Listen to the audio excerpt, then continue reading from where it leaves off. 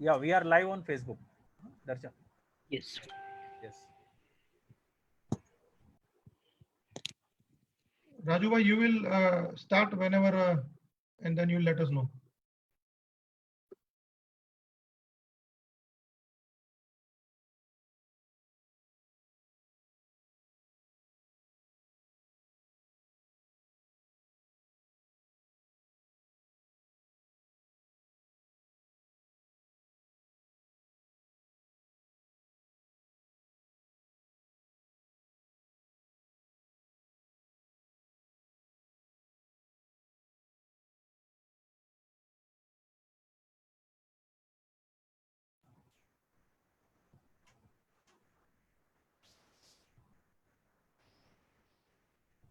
Raju bhai to unmute, I think. No? Yeah.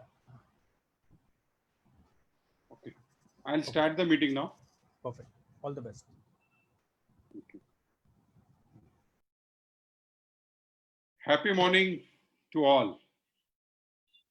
On behalf of Rotary Club of Mumbai Kandivali West, I, President Rajendra Bhatia, for the year 2021, heartily welcome you all on this Sunday morning to this unique awareness seminar on COVID centers to be created in housing societies for the benefit of all on the ongoing war against this pandemic. We have invited today true COVID warriors, Nilesh Bhai Vyas, who has been publicly acknowledged as the true COVID warrior, along with our doctor warriors, Dr. Kalpesh Ji Jain and Dr. Malai Bhai Dave, and also as a guest speaker, our beloved Member of Parliament, Sri Gopal Bhai Shetty, who will join us little later for an insightful, interesting, and educative session today. We at Rotary Club of Mumbai Kandivali West salute all the warriors for the great deeds. I would like to share with you what Rotary does, what Rotary is and does for the community.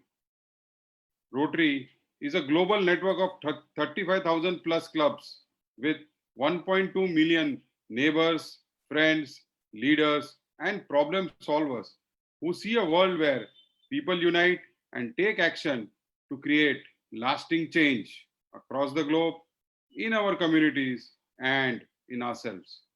Rotary members believe that we have a shared responsibility to take action on world's most persistent issues. We work together to promote peace, fight diseases, provide clean water, sanitation and hygiene, save mothers and children, support education, and help grow local economies. In short, we take actions locally which can create positive impacts globally. No challenge is big for us. I am proudly presiding over the Rotary Club of Mumbai Kandivali West, wherein our flagship project is to provide full year of English speaking, personality development, and mind power training to vernacular medium and weaker section school students of 9 standards with an objective to improve their confidence and prepare them for the college education for the and we have been doing this for last 9 years, impacting more than 5,500 children till date in more than 12 such schools.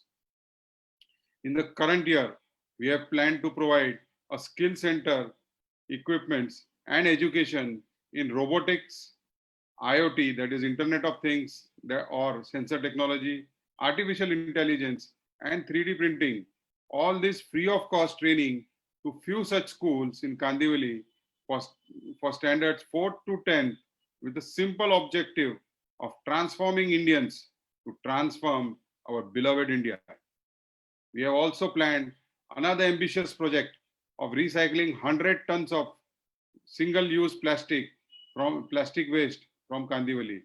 For promoting good health among youth, we are planning, if possible, a Rotary Football League, an inter-school football championship. We are also partnering with other clubs to plant bamboo, cashew nut, and mango trees, approx 30,000 saplings, and also able to make 40 check dams in villages of nearby villages of Vikramgarh and Wada. With respect to COVID, we have already started with the distribution of food grain kits to 200 needy families, along with ready meals to 1,000 people. The seminar being conducted today is again a part of initiative of spreading needed awareness for the benefit of community in general. There are many more projects we do throughout the year. As it is happening, the wheel of Rotary has kept on moving since last 110 years, and I am sure with all your blessings, Rotary wheel will keep on moving in eternity. The membership is open to all irrespective of caste, language, creed, and religion, with the only requirement being willing to spare some time, energy, money, and your skill in your free time for serving the community and growing yourself as a human being. I now hand over to our past president, Bhushan Bhai Seth, the convener of this event, to take things forward in explaining why we are conducting this event and introduce and welcome the invited COVID warriors to educate us on a very important development in a city like Mumbai for the benefit of all. Thank you all, and over to Bhushan Bhai. Thank you, President. President Rajendra Bhatia, Honorary Secretary Rakesh Shah, invited guest, my fellow Rotarian, ladies and gentlemen. Good morning to all of you. Warm welcome to this Sunday morning. मेरा नाम भूषण सेठ है और मैं rotary club से आज के programme का कन्वीनर हूँ. मैं पहले आपको आज के प्रोग्राम का फ्लो बताऊंगा. मैं आपसे पर्पस ऑफ द डे के बारे में बताऊंगा. फिर हमारे 3 पैनलिस्ट है, उनका मैं परिचय दूंगा आपको.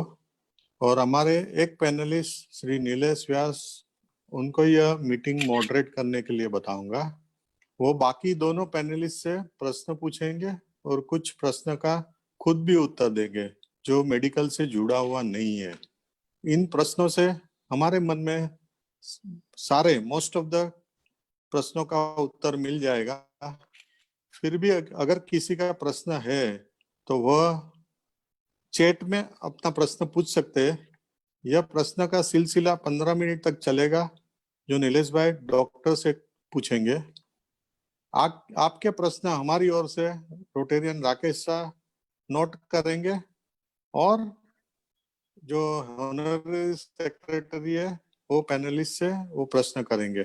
लास्ट में 7 से 8 मिनट हमारे एमपी श्री गोपाल शेट्टी जी एड्रेस करेंगे, जिनका कंट्रीब्यूशन यह प्रोजेक्ट के लिए बहुत ही बढ़ा रहा है.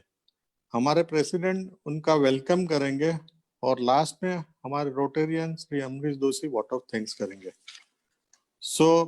पहले मैंने बताया कि आज के प्रोग्राम के बारे में क्यों जरूरत पड़ी ये प्रोग्राम करने की, क्योंकि करीब नीलेश भाई ने अपनी सोसाइटी में ये जो प्रोजेक्ट किया उनको करीब 1 महीना हो गया, लेकिन 1 महीने के बाद कोई बहुत सारी सोसाइटी आगे अभी तक नहीं आई है. और जो चैलेंजेस फेस हो रहा है मोस्ट ऑफ द सोसाइटीज में, उनमें काफी हद तक ये देखा गया है कि ऐसे प्रश्न आ रहे हैं कि हमारे यहाँ तो जिम्नाशियम नहीं है, ऐसी जगह नहीं है, हमारी सोसाइटी में ऐसी जगह नहीं होने के कारण, और बहुत सारे पेशेंट्स जो सफर हो रहे हैं उनके लिए हॉस्पिटल में जगह नहीं है और उनका खर्चा भी काफी बड़ा हो रहा है, करीब 5 लाख से 15 लाख तक का, और पर डे का हिसाब से गिने तो करीब 20,000 से 60,000 तक का खर्चा पर डे का हो रहा है. तो हमने ये सोचा कि क्यों ना हम ये सेमिनार करके आप सबसे शेयर करें, जहाँ पे वो आइसोलेशन सेंटर कैसे बनाया जाए अगर बिल्डिंग में प्लेस नहीं है तो भी. और एक चीज जो हमें सताती है वो कि ये आइसोलेशन सेंटर बनाने के लिए कितना बड़ा खर्चा हो सकता है. तो ये सब का आंसर आपको आज के प्रोग्राम में मिल जाएगा. जो मैं अब इंट्रोड्यूस करूंगा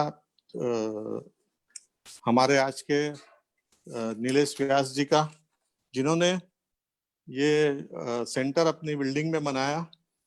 मैं बहुत सालों से नीलेश भाई को जानता हूं और वो आर्किटेक्ट है आप पंसिल नाम के जितने मावी नगर में बिल्डिंग है, पंसिल गार्डन, पंसिल हाइट, वो कॉनवुड में जब वो थे तब उन्होंने बनाए थे, और वो बिल्डर अभी है और विश्वदीप सोसाइटी उन्होंने ही बनाया है, और वो भी एक ग्रीन प्रोजेक्ट करके वो बनाया हुआ है। तो मैं आगे बढ़ता हूँ और हमारे और जो जो पैनलिस्ट है उनके बारे में मैं शेयर करूंगा कि doctor Kalpesh Jain, MBBS FIA GP, general physician, जिनका 38 इयर्स का एक्सपीरियंस है, working as intensivist in surgical intensive care unit ICU at Shatabdi Hospital since last 7 years. Clinical in charge is Rajasthan Seva Samiti Clinic, Kandivali, prize winner of Medical Times, medical newspaper of Sandoz. Next panelist है Dr. Malay Dave, MD, DBM, DNB, consulting psychiatrist. 23 साल का experience है उनका. Past president Bombay Psychiatrist Society 2016-17. Attached to Sarvodaya Hospital Ghatkopar, Hindu Sabha Hospital Ghatkopar, Jagjivan Ram western railway hospital Mumbai central. मैं श्री नीलेश व्यास को hand over करने से पहले दर्शन को विनंती करूंगा कि वीडियो प्ले करे, जो टाइम्स नाउ में आया था और उनसे आइसोलेशन सेंटर के बारे में बताया था. दर्शन.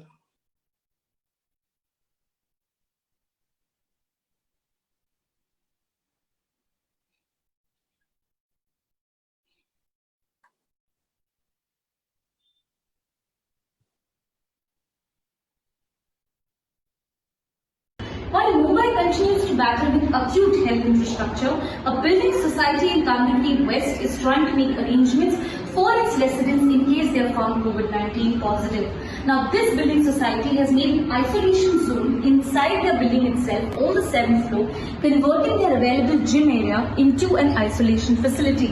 Now, what we're showing you is the specific isolation facility which the building residents have made. The housing society has come together to make this facility available. At the entrance, there is a sanitizer with a foot pedal immediately so that the patients and doctors can sanitize themselves. There are also seating facilities made available with chairs and sofa, along with the required social distancing measures here inside the hall area. As we told you, the gym facility was converted into the isolation zone, so the gym equipment has been kept aside till the facility could be provided for people. The required PPE kits and other face masks have also been kept available, along with the biodegradable waste disposal dustbin, so that the medical waste can be disposed of there. There are 2 beds being made available inside this building, which has about 200 members, so that the required care could be given to the patients. And along with the toilet facilities, they have ensured that the required face mask, face shield, PPE kits, and an oxygen cylinder is kept ready in case the patient shows critical symptoms of COVID-19.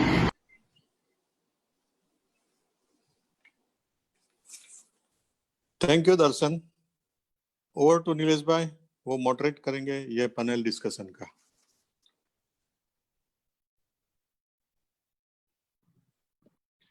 Good morning everyone. मैं भूषण भाई का धन्यवाद करना चाहूँगा और rotary के president Shri Rajendra भाई और उनकी पूरी टीम का ये इवेंट जो उन्होंने ऑर्गेनाइज किया है. हम आपका ज़्यादा समय न लेते हुए, मेरा जो अनुभव है ये आइसोलेशन सेंटर सेटअप करने के टाइम, जिसमें बहुत सारे क्वेश्चंस लोगों के मन में उद्भव होते हैं, तो उन्हीं क्वेश्चंस का एक हमने स्टैंडर्ड FAQ, जिसको बोलते हैं कि बार बार जिसके मन में जो ख्याल आता है, जो प्रश्नों का, उनका एक 15 प्रश्नों का एक स्टैंडर्ड FAQ बनाया है, जो मैं बारी बारी डॉक्टर मलय दवे और डॉक्टर कल्पेश जैन और मैं, हम तीनों मिलके वो प्रश्नों का हम उत्तर देंगे, एड्रेस करेंगे. और उसके बाद अगर आप में से किसी के और भी कोई प्रश्न है तो उनके लिए क्वेश्चन आंसर सेशन रखा गया है 10 मिनट का. तो मैं ज्यादा समय न लेते हुए सीधा प्रश्नों पे आता हूँ. Good morning doctor Malay Dave, good morning doctor Kalpesh Jain.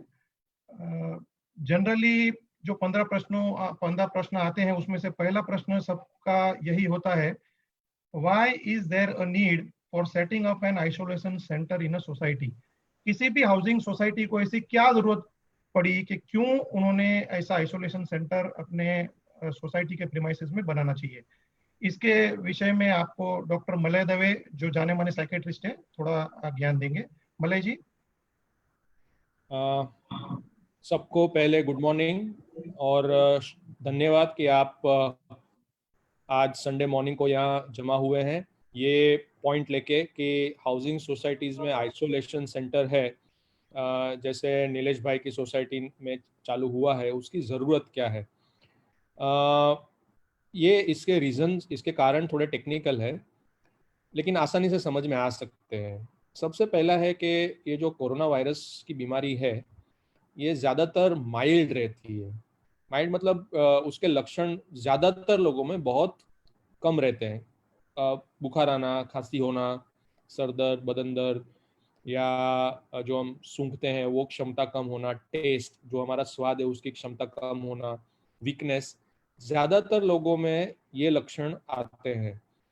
इसके लिए लोगों को हॉस्पिटल या नर्सिंग होम में भर्ती होने की ज़रूरत नहीं पड़ती है, लेकिन हम घर में भी नहीं रख सकते पेशेंट को क्योंकि ये कोरोना वायरस फैलता है। एक जन को अगर कोरोना वायरस होता है तो आजू बाजू के 2 या 3 लोगों को वो फैल जाता है। तो हमें जिसको कोरोना वायरस हुआ है उसका ध्यान रखना है, ये सब लक्षणों के लिए मेडिसिन लेनी है, लेकिन लोगों से अलग भी रहना है, जिसे हम आइसोलेशन कहते हैं। अब तक क्या होता था कि आइसोलेशन के लिए आइसोलेशन सेंटर में जाना पड़ता था, जहाँ ऐसे ही सब मरीज होंगे, एक वार्ड होगा, वहाँ ऐसे पेशेंट्स को रखते हैं 2 हफ्तों के लिए। आइसोलेशन के लिए इतना टाइम लगता है। अभी ऐसा हो रहा है कि जो प्रोटोकॉल है वहाँ उसके हिसाब से ये हम करते हैं कि आइसोलेशन के लिए सबको हॉस्पिटल में जाने की ज़रूरत नहीं है।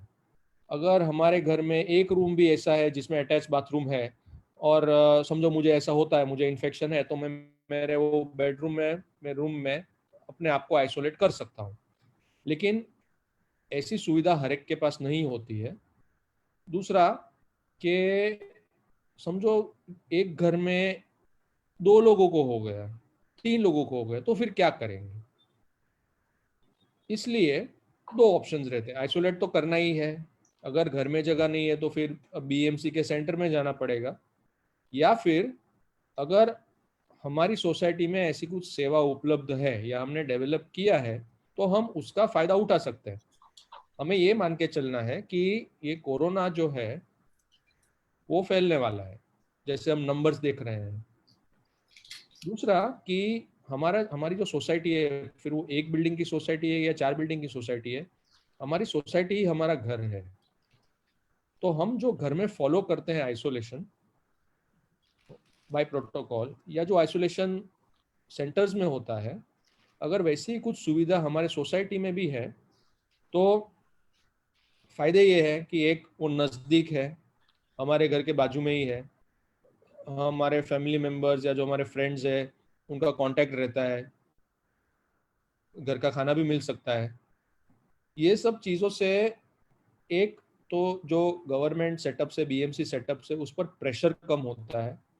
कहाँ जाएंगे, कौन रखेगा, क्या होगा, वो चिंता नहीं रहती है, स्ट्रेस कम रहता है, और हम आराम से, आसानी से, कंफर्टेबली, मैं या कोई भी है, हम में से किसी को कोरोना न हुए बट हो गया तो आराम से आइसोलेट हो सकते हैं। सो मेनली हमारी सुविधा के लिए, हमारे कंफर्ट के लिए, हम लोगों से कांटेक्ट बनाए रखें, उसके लिए हमारा स्ट्रेस कम हो। एक बात ये भी है कि अगर हम बहुत स्ट्रेस में रहते तो इम्यूनिटी थोड़ी डाउन होती है, तो अलग अलग थोड़े इन्फेक्शन लग जाते हैं, ऐसा माना जाता है, ऐसा साइंस बताता है। तो अगर हम कंफर्टेबली रह सकते हैं, हमारा स्ट्रेस कम रह सकता है, हम आराम से रह सकते हैं, तो आइसोलेशन सेंटर क्यों नहीं, वो भी हमारे बिल्डिंग में, कहाँ और किधर जाना नहीं है।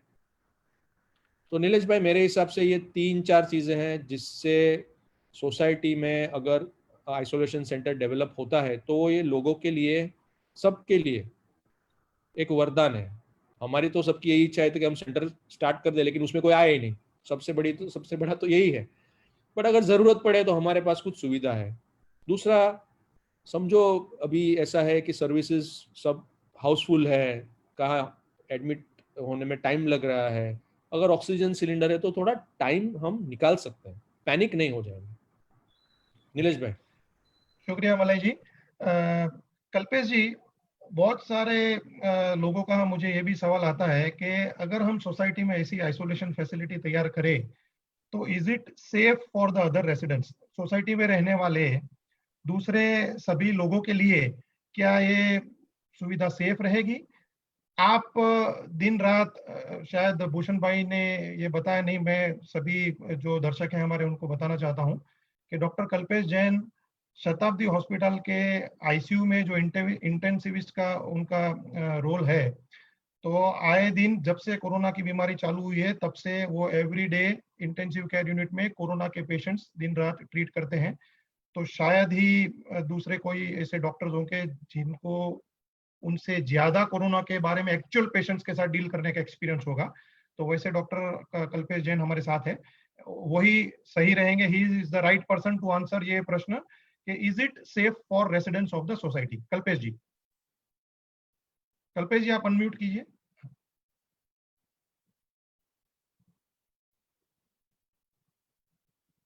कल्पेश जी आपका आवाज नहीं आ रहा है, आप अनम्यूट कीजिए।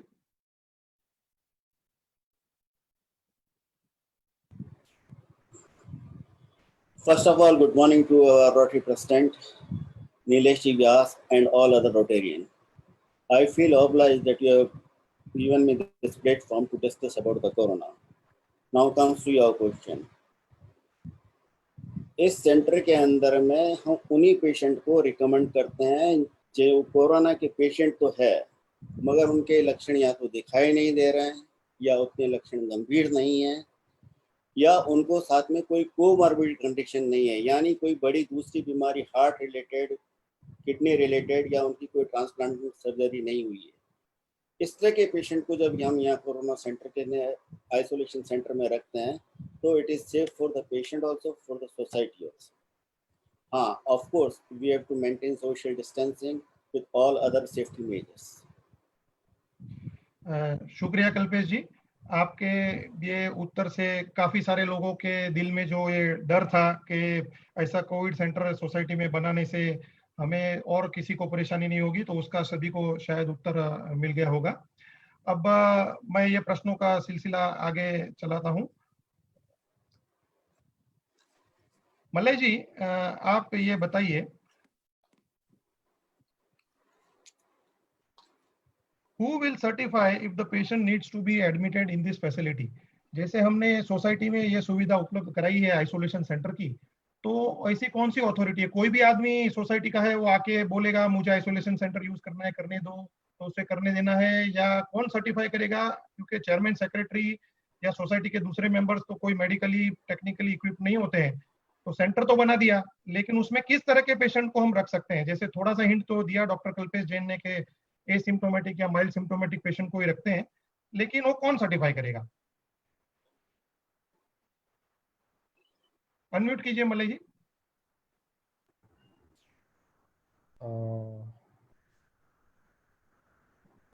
कोरोना वायरस जो बीमारी है, मतलब जो भी उनके लक्षण हैं, ये तो पहले तो कोई भी डॉक्टर चेक करेंगे, टेस्ट करेंगे, रिजल्ट क्या आता है, ठीक है, क्योंकि ये ऐसा है कि रिजल्ट बीएमसी को भी इन्फॉर्म करना पड़ेगा। तो क्या करना है आगे?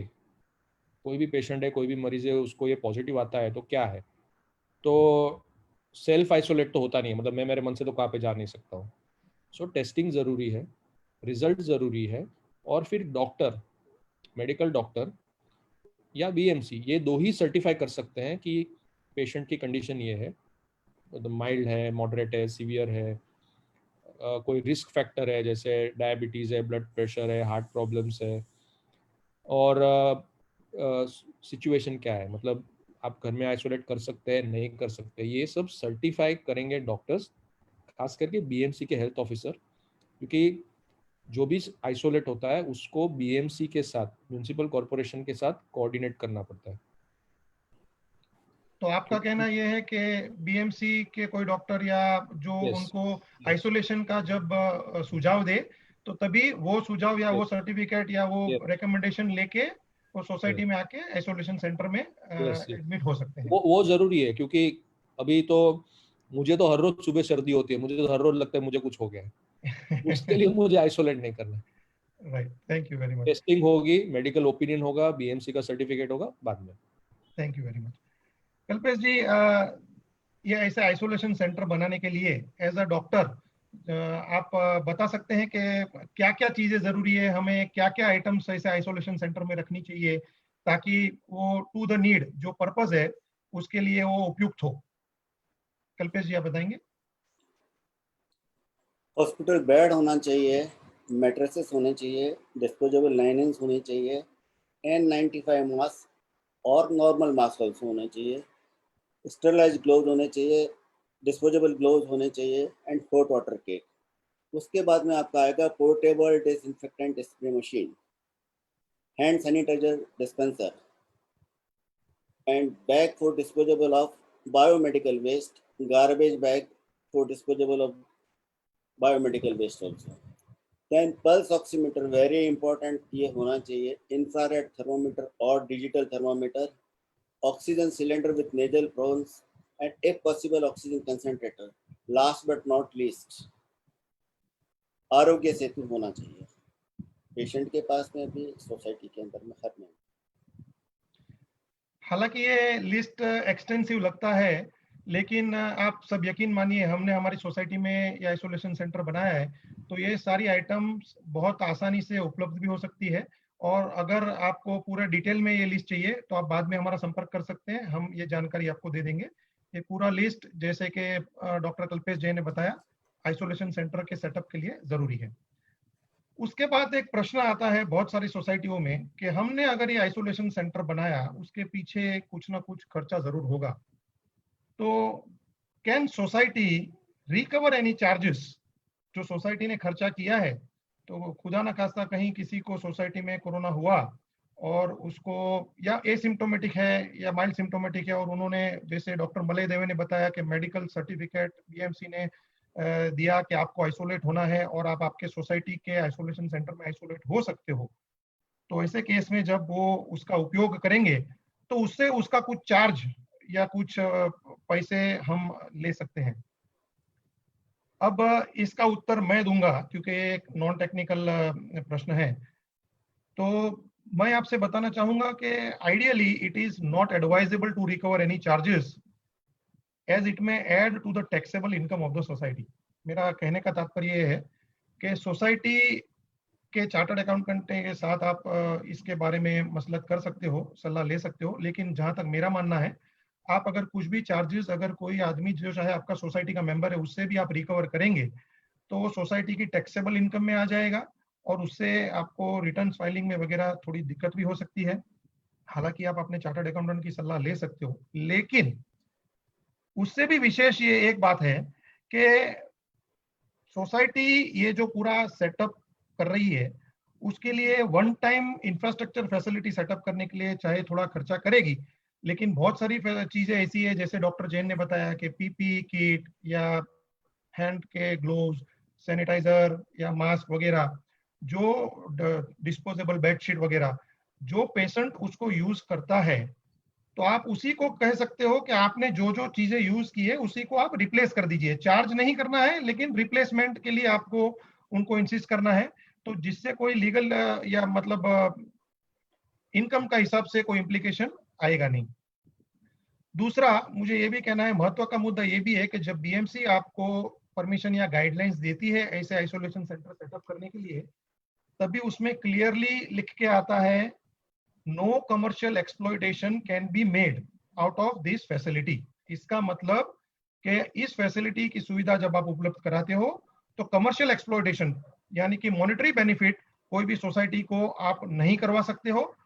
और इसीलिए मेरा यह मानना है कि वन टाइम इंफ्रास्ट्रक्चर सेटअप के लिए जो भी थोड़ा खर्चा है वो सोसाइटी के मेंबर्स, जैसे भी सोसाइटी में डिस्ट्रीब्यूशन की सुविधा हो, चाहे इक्वली हो या जैसे भी आपके सोसाइटी में सुविधा हो, उस हिसाब से बेयर करेंगे तो कोई बड़ा खर्चा उसमें आएगा नहीं। और बाद में जो भी कंज्यूमेबल यूज होंगे उनका रिप्लेसमेंट के लिए आप इंसिस्ट कर सकते हो, लेकिन आई रिपीट अगेन, मेरा ये फॉर्मली मानना है कि सोसाइटी ने किसी को इसका चार्ज करना नहीं चाहिए। अब हम प्रश्नों के सिलसिला में आगे बढ़ते हैं। और एक प्रश्न है कि कुड नॉन मेंबर्स और आउटसाइडर्स लाइक फ्रेंड्स और रिलेटिव्स ऑफ द पीपल और members in the society be allowed to use this facility? क्या ये फैसिलिटी सिर्फ सोसाइटी के मेंबर्स के लिए उपलब्ध है, होनी चाहिए, या जैसे मैं सोसाइटी का मेंबर हूं लेकिन मेरे भाई को आइसोलेट करना है या मेरी सिस्टर को आइसोलेट करना है, मेरे दोस्त को आइसोलेट करना है जो हमारे बिल्डिंग में हमारे सोसाइटी में नहीं रहता है, तो उनको भी मैं क्या आइसोलेट कर सकता हूं? ये प्रश्न भी नॉन टेक्निकल है तो उत्तर मैं दूंगा। अगेन बीएमसी जब आपको ये गाइडलाइंस देती है या परमिशन देती है तो ये क्लियरली कहती है कि ये फैसिलिटी, ये सुविधा सोसाइटी के मेंबर्स के लिए ही उपलब्ध कराई जा सकती है। तात्पर्य ये है कि बहुत सोसाइटीज में ऐसा विपरीत सोच भी थी कि कहीं हमने आइसोलेशन सेंटर सेटअप किया और कल को बीएमसी या और कोई बोलेगा कि आपके आइसोलेशन सेंटर में आप बाहर के भी पेशेंट रखिए, तो आप बिल्कुल उसकी चिंता मत कीजिए। बीएमसी खुद उसकी गाइडलाइंस में कहती है कि सोसाइटी के बाहर के किसी भी सदस्य को, चाहे वो आपका भाई बहन या करीबी रिश्तेदार भी क्यों ना हो, उनको ऐसे आइसोलेशन सेंटर में रखने की परमिशन या इजाजत नहीं है। तो ये प्रश्न भी आई होप के सबके लिए बहुत ही महत्व का है और क्लैरिफिकेशन इसका जरूरी था। अब आती है आगे बात, अगर ऐसे आइसोलेशन सेंटर हमने सोसाइटी ने सेटअप किए और उसमें समझो कि कोई पेशेंट या एसिम्प्टोमेटिक हो चाहे माइल्ड सिम्प्टोमेटिक हो, उसको हमने एडमिट किया है, तो उसके सेहत की, उसकी तबीयत की देखरेख कौन रखेगा? प्रश्न है, who will monitor patients health? Are full time doctors और nurses to be employed by the society? क्या सोसाइटी ने ऐसे आइसोलेशन सेंटर सेटअप करेंगे तो उसमें फुल टाइम डॉक्टर या नर्स या कोई मेड को कंपलसरी रखना जरूरी है? ये प्रश्न का उत्तर आपको डॉक्टर मलय दवे देंगे। मलय जी, मलय जी अनम्यूट कीजिए। हाँ ठीक है। अच्छा, ये प्रश्न का जवाब बहुत सिंपल है। ऐसा है कि अगर हम होम आइसोलेट करते हैं, समझो घर में ही आइसोलेट करते हैं, तो हम क्या करेंगे? खुद का ये ध्यान रखना है। अगर मुझे हुआ है कोरोना और बीएमसी के हेल्थ ऑफिसर बोलते हैं कि घर में रहो, आइसोलेट करो, आपके पास सुविधा है, तो मैं घर में ही रहूंगा, मेरे रूम में रहूंगा और क्या करूंगा? मेरा बॉडी टेम्परेचर जो है वो मैं खुद मेजर करूंगा, पल्स ऑक्सीमीटर है वो खुद करूंगा। अगर मुझे कोई तकलीफ होती है तो जैसे डॉक्टर जैन ने बताया कि आरोग्य सेतु जरूरी है, तो उसमें मैं अपडेट करूंगा मेरी हेल्थ स्टेटस को, वो हेल्थ ऑफिसर बीएमसी से मुझे फोन करेंगे। ये सब घर में होता है और यही सब वो आइसोलेशन सेंटर में होगा। कहने का मतलब है कि आइसोलेशन सेंटर जो है वो हमारा एक घर का एक एक्सटेंशन है। आइसोलेशन सेंटर कोई हॉस्पिटल नहीं है, हम सोसाइटी में हॉस्पिटल नहीं खड़ा कर रहे हैं, कोई नर्सिंग होम नहीं खड़ा कर रहे हैं, ये बहुत जरूरी है जानना, राइट। आईसीयू नहीं सेटअप कर रहे हैं। ये ऐसा है कि मेरे घर में, मेरे बेडरूम में जो बेड रहेगा वैसे ही एक बेड वहां रहेगा।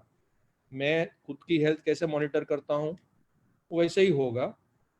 अगर हमारे सोसाइटी में डॉक्टर्स हैं, अच्छी बात है, वो हमसे वीडियो कॉल करके अपना हाल पूछते रहेंगे, कैसे हो, क्या है, कुछ हो रहा है कि नहीं। अभी तो ऐसा है कि बहुत सारे प्राइवेट हॉस्पिटल्स, बड़े हॉस्पिटल्स ने होम आइसोलेशन केयर के छोटे छोटे वो प्रोग्राम्स भी बनाए हैं अलग अलग कॉस्ट के। आप देख लो, उसमें कुछ करना ही नहीं है। कोई भी फॉलोअप करेगा वो जनरली ओवर फोन या जैसे हम जूम कर रहे हैं वैसे वीडियो कॉल पे हो जाता है। सिर्फ अपडेट करना जरूरी है। सेटअप सिंपल है, किसी को एम्प्लॉय नहीं करना है, नो डॉक्टर नो नर्सिस, क्योंकि ये आइसोलेशन है, ये अलग से रहना है। ये हॉस्पिटल में हम एडमिट नहीं होते, इसके लिए कोई डिपॉजिट या कुछ जरूरत नहीं है। खाली अपडेट्स करना है, रेगुलर अपडेट है, और वो जो इंस्ट्रक्शंस देंगे वो फॉलो करना है, कुछ तकलीफ है इंटीमेट करना है, दैट्स इट। जैसे डॉक्टर मलय ने बताया, द बॉटम लाइन जिसको बोलते हैं कि सोसाइटी में हम आइसोलेशन सेंटर स्थापित करते हैं, कोई हॉस्पिटल या नर्सिंग होम का सेटअप नहीं कर रहे हैं, इसका सभी को ध्यान में रखना है। और इसके चलते आपके काफी सारे प्रश्नों का भी आपको उत्तर मिल गया होगा। आगे बढ़ते हैं। और एक प्रश्न है, जैसे डॉक्टर मलय ने बताया कि हमें कोई मेडिकल स्टाफ, डॉक्टर या नर्स रखने की जरूरत नहीं है, तो कल्पेश जी आप बताइए, if we don't have to keep any full time medical staff, तो जैसे आपने बताया कि एक ऑक्सीजन की फैसिलिटी आइसोलेशन सेंटर में होनी चाहिए, और ये ऑक्सीजन फैसिलिटी, ऑक्सीजन तो कोई पेशेंट अपने आप से खुद से तो ले नहीं सकता, ये तो टेक्निकल है। और अगर हमारे पास डॉक्टर या नर्सेज या कोई फुल टाइम स्टाफ नहीं है, तो फिर ये ऑक्सीजन की फैसिलिटी रखना क्यों जरूरी है, और अगर रखे हैं तो उसका मॉनिटरिंग कौन करेगा? जैसा कि डॉक्टर मलय ने बताया कि बीएमसी डॉक्टर आपको एडवाइज करेगा कि आप सेफली होम क्वारंटाइन हो सकते हैं या आइसोलेशन सेंटर में रह सकते हैं। उसी समय बीएमसी डॉक्टर उस पर्टिकुलर पर्सन को ये भी समझाता है कि आपके पल्स ऑक्सीमीटर में आपको आपका ऑक्सीजन सैचुरेशन कैसे दिखाई देता है। ये कोई बहुत ज़्यादा डिफिकल्ट नहीं है, पेशेंट को एक बार समझाते हैं वो आराम से समझ जाता है। अब रहा आगे ये कि जो नॉर्मल सैचुरेशन है वो 92 से 99% 100% तक रहता है। If there is fall of 4% below 92% after the working of 6 minutes, 6 minute चलने के बाद में 4% से नीचे ज़्यादा गिर जाता है, एट दैट टाइम अपने को ये लगता है कि ये पेशेंट को ऑक्सीजन की ज़रूरत पड़ सकती है, but still we are in safe zone. उसके बावजूद भी 6 घंटे का पास में 6 से 8 घंटे का टाइम होता है टू रीच द हॉस्पिटल। इस दरमियान आप किसी पैरामेडिकल स्टाफ को, डॉक्टर को या कोविड एम्बुलेंस जो आती है उससे पेशेंट को शिफ्ट कर सकते हैं। अब रहा सवाल ऑक्सीजन क्यों होना चाहिए, तो जब तक कोविड एम्बुलेंस आएगी तो उसके पास में भी रेडीली रहेगी oxygen, but in emergency we can use this. हाँ, इसको रेगुलेट करने के लिए, इसको इनिशिएट करने के लिए ऑटो इनहेलेशन के लिए डॉक्टर की ज़रूरत पड़ेगी, लेकिन उसके पहले पल्स ऑक्सीमीटर अपना रोल पूरा अदा करवा देता है आपसे कि सैचुरेशन फॉल हो रहा है, आपके पास में एनफ टाइम है, घबराने की, पैनिक होने की जरूरत नहीं है। तो जैसा कि मैं समझ रहा हूँ, आप डॉक्टर साहब ये कहना चाहते हैं कि अगर किसी पेशेंट की शायद तबीयत खराब हो और उसे हॉस्पिटल में शिफ्ट करना हो, तो वो हॉस्पिटल में शिफ्ट करने का डिसीजन तो ऑब्वियस है कि उसका फैमिली डॉक्टर या जो भी वो डॉक्टर को कंसल्ट करते हैं वो ही देंगे, तो उस टाइम पे वो वहाँ मौजूद ही होंगे। और इसीलिए अगर उनको चाहिए तो जब तक वो हॉस्पिटल में शिफ्ट नहीं हो या during the process on the way वो ऑक्सीजन यूज कर सकते हैं। उसके लिए ये सुविधा आइसोलेशन सेंटर में होनी चाहिए। सही है? अगर आप उस पेशेंट को 6 मिनट चलाएंगे और 6 मिनट चलने पे 4% से उसका डाउन जा रहा है, उस समय अपने को हॉस्पिटलाइजेशन की जरूरत पड़ेगी, अदरवाइज जरूरत नहीं। हाँ, तो ये ऑक्सीजन सिलेंडर सिर्फ शिफ्टिंग के टाइम या इमरजेंसी के लिए है। जिस समय अगर इमरजेंसी होती है तो आपका कहना है ऑटोमेटिकली उसका डॉक्टर वहां पे मौजूद ही होगा, तो हमें again I am coming back, full time कोई डॉक्टर नर्स वगैरह ये आइसोलेशन सेंटर में रखने की जरूरत नहीं है। Point well taken sir, thank you very much. मैं आगे का प्रश्न लेता हूं। What is the approximate expense for setting up the same? ऐसे आइसोलेशन सेंटर को बनाने के लिए अप्रोक्सीमेट खर्च कितना होता है? अब क्योंकि आइसोलेशन सेंटर हमने ऑलरेडी हमारे सोसाइटी में बनाया हुआ है, तो इसका उत्तर मैं आपको दे सकूंगा। हमारे सोसाइटी में हमने जो आइसोलेशन सेंटर की फैसिलिटी की है 2 बेड की है, लेकिन आप 1 बेड से लेके 10 बेड 20 बेड जितनी भी जगह आपके सोसाइटी में उपलब्ध है और जो आपका अनुकूल है, जो साइज है आपकी सोसाइटी की, उसके चलते डिसाइड करके एज अ थंब रूल, अगर 100 मेंबर है सोसाइटी में तो 100 मेंबर के पीछे अगर 1 बेड की फैसिलिटी हो तो आइडियल है एज अ थंब रूल, लेकिन ऐसा कोई नियम नहीं है। तो ऐसी फैसिलिटी सेटअप करेंगे, आप निश्चय करेंगे तो पहला बेड की 1 बेड की अगर फैसिलिटी आप सेटअप करते हो तो इसका तकरीबन 35,000 रुपया आपको सोसाइटी में खर्च आएगा। लेकिन उसके बाद अगर आप 1 से 2 3 4 जितने भी बेड ऐड करते जा रहे हो तो उसके पीछे आपको सिर्फ 17 से 18,000 रुपया पर बेड का एडिशनल खर्चा आएगा। ऐसा क्यों? क्योंकि पहले बेड, जब आप 1 बेड का फैसिलिटी, आइसोलेशन फैसिलिटी तैयार करते हो, चाहे 4 बेड का करते हो, आपको ऑक्सीजन सिलेंडर एक ही रखना है क्योंकि वो इमरजेंसी के लिए है सिर्फ। जैसे आपको डिसइंफेक्टेंट मशीन है जो पूरा सफाई के लिए, वो भी एक ही रखना है क्योंकि बारी बारी उसको आप यूज कर सकते हो, डिसइंफेक्टेंट मशीन है। तो ऐसी बहुत सारी, जैसे हैंड सैनिटाइजेशन मशीन है, आपने शुरू में वीडियो में भी देखा, हमारे आइसोलेशन सेंटर में बाहर एक ही मशीन रखा हुआ है वो। तो चाहे बेड 1 हो चाहे 4 हो, कुछ सुविधा ऐसी है जो सिर्फ 1 ही रखी जाती है। और इसके चलते 1 बेड का जब आप आइसोलेशन सेंटर बनाते हो तो उसका खर्च 35,000 होगा, लेकिन उसके बाद प्रत्येक बेड, हर एक बेड जो आप ऐड करते जाएंगे तो उसमें करीब 17 से 18,000 रुपए का आपको एडिशनल खर्चा आते रहेगा। I hope I am clear about the expense part. अब एक और प्रश्न आता है, what permissions are required to be taken? ऐसा आइसोलेशन सेंटर बनाने के लिए या सोसाइटी में स्थापित करने के लिए आपको क्या क्या परमिशन लेनी चाहिए या कहाँ से परमिशन लेनी चाहिए? अगेन ये प्रश्न नॉन मेडिकल है और क्योंकि हमने आइसोलेशन सेंटर बनाया है तो मेरे अनुभव से मैं आपका इसका उत्तर देना चाहूंगा। Ideally you should take permission from BMC मतलब ये हितवा के और एज आई सेड आप अगर म्यूनिसिपल कॉरपोरेशन से इसकी परमिशन लेते हो आसानी से मिल जाती है, ऐसा कोई इश्यू नहीं है। क्योंकि अभी ये मुद्दा वो लोग भी समझते हैं कि ऐसे आइसोलेशन सेंटर्स गवर्नमेंट को और बीएमसी के इंफ्रास्ट्रक्चर का लोड कम करते हैं और कितने जरूरी है। इनफैक्ट कल ही यस्टरडे एक दिन पहले ही सेंट्रल गवर्नमेंट ने भी काफी सारी गाइडलाइंस होम आइसोलेशन की जारी की है। खैर, बट आपको अगर इसकी परमिशन लेनी है तो आपके पास कई तरीके हैं, लेकिन तरीका एकदम सरल, सभी तरीके एकदम सरल है। आपने आपके सोसाइटी के लेटर हेड पे आपकी आइसोलेशन सेटअप तैयार करने की इच्छा कमिटी ने जतानी चाहिए। लेटर हेड पे लिख के चाहे आप बीएमसी में अपने वार्ड ऑफिसर को सबमिट कर दीजिए, लेकिन अगर वो आपको मुश्किल लगता है या अनुकूल नहीं लगता है तो उससे भी आसान तरीका है, आपके एरिया में आपके लोकल कॉरपोरेटर जो आपके बीएमसी में आपके प्रतिनिधि हैं एरिया के, या फिर आपके एमएलए या फिर आपके एमपी, इनकी किसी की भी ऑफिस में जाके आपके सोसाइटी के लेटर हेड पे आपने ऐसे आइसोलेशन सेंटर सेटअप करने की परमिशन मांगी या ऐसा लेटर उनको सबमिट किया तो वो आपको आपका काम वहीं पे समाप्त हो जाता है और बाकी सारी फैसिलिटीज फॉर्मेलिटीज वो लोग कंप्लीट कर लेते हैं। तो ये बिल्कुल आसान है, एक लेटर लगता है सिर्फ, और आपकी विल, आपकी सबकी सम्मति, आपकी यूनिटी, वो ज्यादा जरूरी है rather than how difficult it is to get the permission. Permission लेना कोई मुश्किल बात नहीं है, लेकिन आपका मन बनाना कि हमारी सोसाइटी में हमें देश की भी सेवा करनी है, हमारे समाज की भी सेवा करनी है और हमारे सभी सोसाइटी के मेंबर जो हमारी एक्सटेंडेड फैमिली है उसके लिए कुछ सुविधा उपलब्ध करानी है, ये निश्चय करना ज्यादा जरूरी है। परमिशन की ज्यादा चिंता करने की जरूरत नहीं है। अभी और एक प्रश्न है, what precautions or rule should the society set up for the patients and in general if he is admitted? अगर आपने ऐसी सुविधा सोसाइटी में बनाई और उसमें अगर किसी सोसाइटी के मेंबर ने ही वो सुविधा उसको उपयोग करने की नौबत आई तो वो पेशेंट के लिए और इन जनरल वो सोसाइटी के लिए आपने क्या क्या आपने करना चाहिए, एडवाइस करना चाहिए उनको, वो बारे में ये प्रश्न है। ये प्रश्न का उत्तर आपको कल्पेश जी देंगे। कल्पेश जी। Recently government has advised a new guidelines. According to that, no outsider should be allowed to meet the patient. Number 2, the area should be sanitized twice at least daily. There should be timely disposal of biomedical waste, and only one and preferably the same person should be allowed to give medicine and food materials to the patient. These 4 lines are very, very important.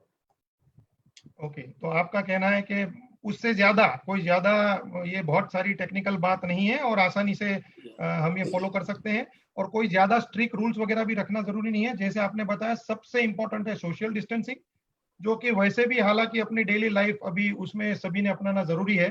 जब तक corona का vaccine या medicine नहीं मिलते हैं तो हमें ये सब प्रिकॉशंस फॉलो करनी चाहिए। Thank you doctor Jain. और एक प्रश्न है, who will ensure to maintain regular cleaning of the centre? अभी जैसे हमने आइसोलेशन सेंटर बनाया और उसमें अगर कोई सोसाइटी मेंबर वो सुविधा उपयोग कर रहा है उसका, तो उसकी थोड़ी साफ सफाई या हाइजीनिक कंडीशन में उसको रखना सोसाइटी की जिम्मेदारी होगी, लेकिन वो कैसे करनी चाहिए, कौन इंश्योर करेगा? मलय जी, डॉक्टर मलय दवे इसका आपको उत्तर देंगे। अच्छा, अभी ये जो क्लीनिंग वगैरह की बात है तो 2 चीज ध्यान में रखना है। एक तो प्रोटोकॉल्स क्या बोलते हैं, मतलब जो साफ सफाई या सैनिटाइजेशन करना है, सोशल डिस्टेंसिंग क्या है, पर्सनल प्रोटेक्शन इक्विपमेंट क्या है, ये सब चीज़ें प्रोटोकॉल से डिसाइड होती है, प्रोटोकॉल से नक्की होती है कि 1% सोडियम हाइपोक्लोराइड सॉल्यूशन से सब सरफेसेस साफ करने हैं या फ्यूमिगेट करना है, वो जो भी है। तो पहली चीज़ है जो प्रोटोकॉल्स बोलते हैं वो स्ट्रिक्टली फॉलो करना है। 6 फीट का डिस्टेंस रखना है तो 6 फीट का डिस्टेंस रखना है। अगर कोई वो ये साफ करने जाता है तो जनरली जो साफ सफाई होगी सैनिटाइजेशन की, वो बाहर से तो अपने रेगुलर कर्मचारी है, हाउसकीपिंग है, वो कर सकते हैं। रही सेंटर के अंदर की बात, तो अपना बेड है या अपना सराउंडिंग है वो मैं खुद ही कर सकता हूँ, वो कॉम्प्लिकेटेड नहीं है। मैं क्लिनिक में जाता हूँ तो मैं मेरा डेस्क, मेरी पेन, मेरे जो भी चीज़ है उसको थोड़ा सैनिटाइजर साफ कर देता हूँ। पर्सनल हाइजीन, पर्सनल सैनिटाइजेशन हो जाता है, कॉम्प्लिकेटेड नहीं है। इसके लिए भी शायद और स्टाफ अपॉइंट करने की ज़रूरत नहीं है, रेगुलर क्लीनिंग स्टाफ है अगर हम उनको बरोबर ट्रेन करते हैं, प्रोटोकॉल्स क्या है समझा देते हैं, कितने बार सैनिटाइज करना है, कैसे करना है और क्या करना है। इंपॉर्टेंट ये है, जैसे डॉक्टर जैन ने बताया कि कोई भी जगह हो, अगर समझो मैं घर पे आइसोलेट होता हूँ तो नेचुरली मैं अकेला रहता हूँ, मैं किसी को आने नहीं देता हूँ, वो भी वही है, किसी को आने नहीं देना है, वहां पे आइसोलेट होना है, ज्यादा लोग नहीं चाहिए, एक जन होगा, आप खाना बाहर रख दो दरवाजे के बाहर, मैं आके ले लूंगा, इसके लिए कोई स्टाफ की जरूरत नहीं है। इसलिए प्रॉपर जो प्रोटोकॉल्स है अगर वो फॉलो करेंगे तो और कुछ करने की जरूरत नहीं पड़ती। और जहां तक मेरा मानना है मलय जी, जैसे आपने पहले भी बताया कि यहाँ पे हम माइल्ड सिम्टोमेटिक या एसिम्टोमेटिक पेशेंट्स को ही रखेंगे, तो अदरवाइज तो वैसे तंदुरुस्त ही रहेंगे। कोई ऐसे बेड रिडन पेशेंट है नहीं कि जो खुद का काम नहीं कर सकता मेरा है या मेरा खुद थोड़ी मेरा सी मेरा मेरा मेरा एम्फेसिस यही है कि वो आइसोलेशन सेंटर है ना, वो भी मेरे घर का आइसोलेशन जैसा ही है। अगर मुझे घर पे आइसोलेशन करने को डॉक्टर ने बोला है तो मैं 3 लोगों का स्टाफ और अपॉइंट नहीं करने वाला हूँ, बिल्कुल सही कि है, वो रूम में किसी को अंदर आना ही नहीं है। बराबर है। ये वेरी खाली गुड भाई, मेरा मेरा मेरा घर का आइसोलेशन उधर पॉसिबल नहीं है, इसलिए मैं और जा रहा हूँ, तो वो वैसे ही चलेगा। ठीक है। वेरी गुड, समझ गए। Thank you very much sir.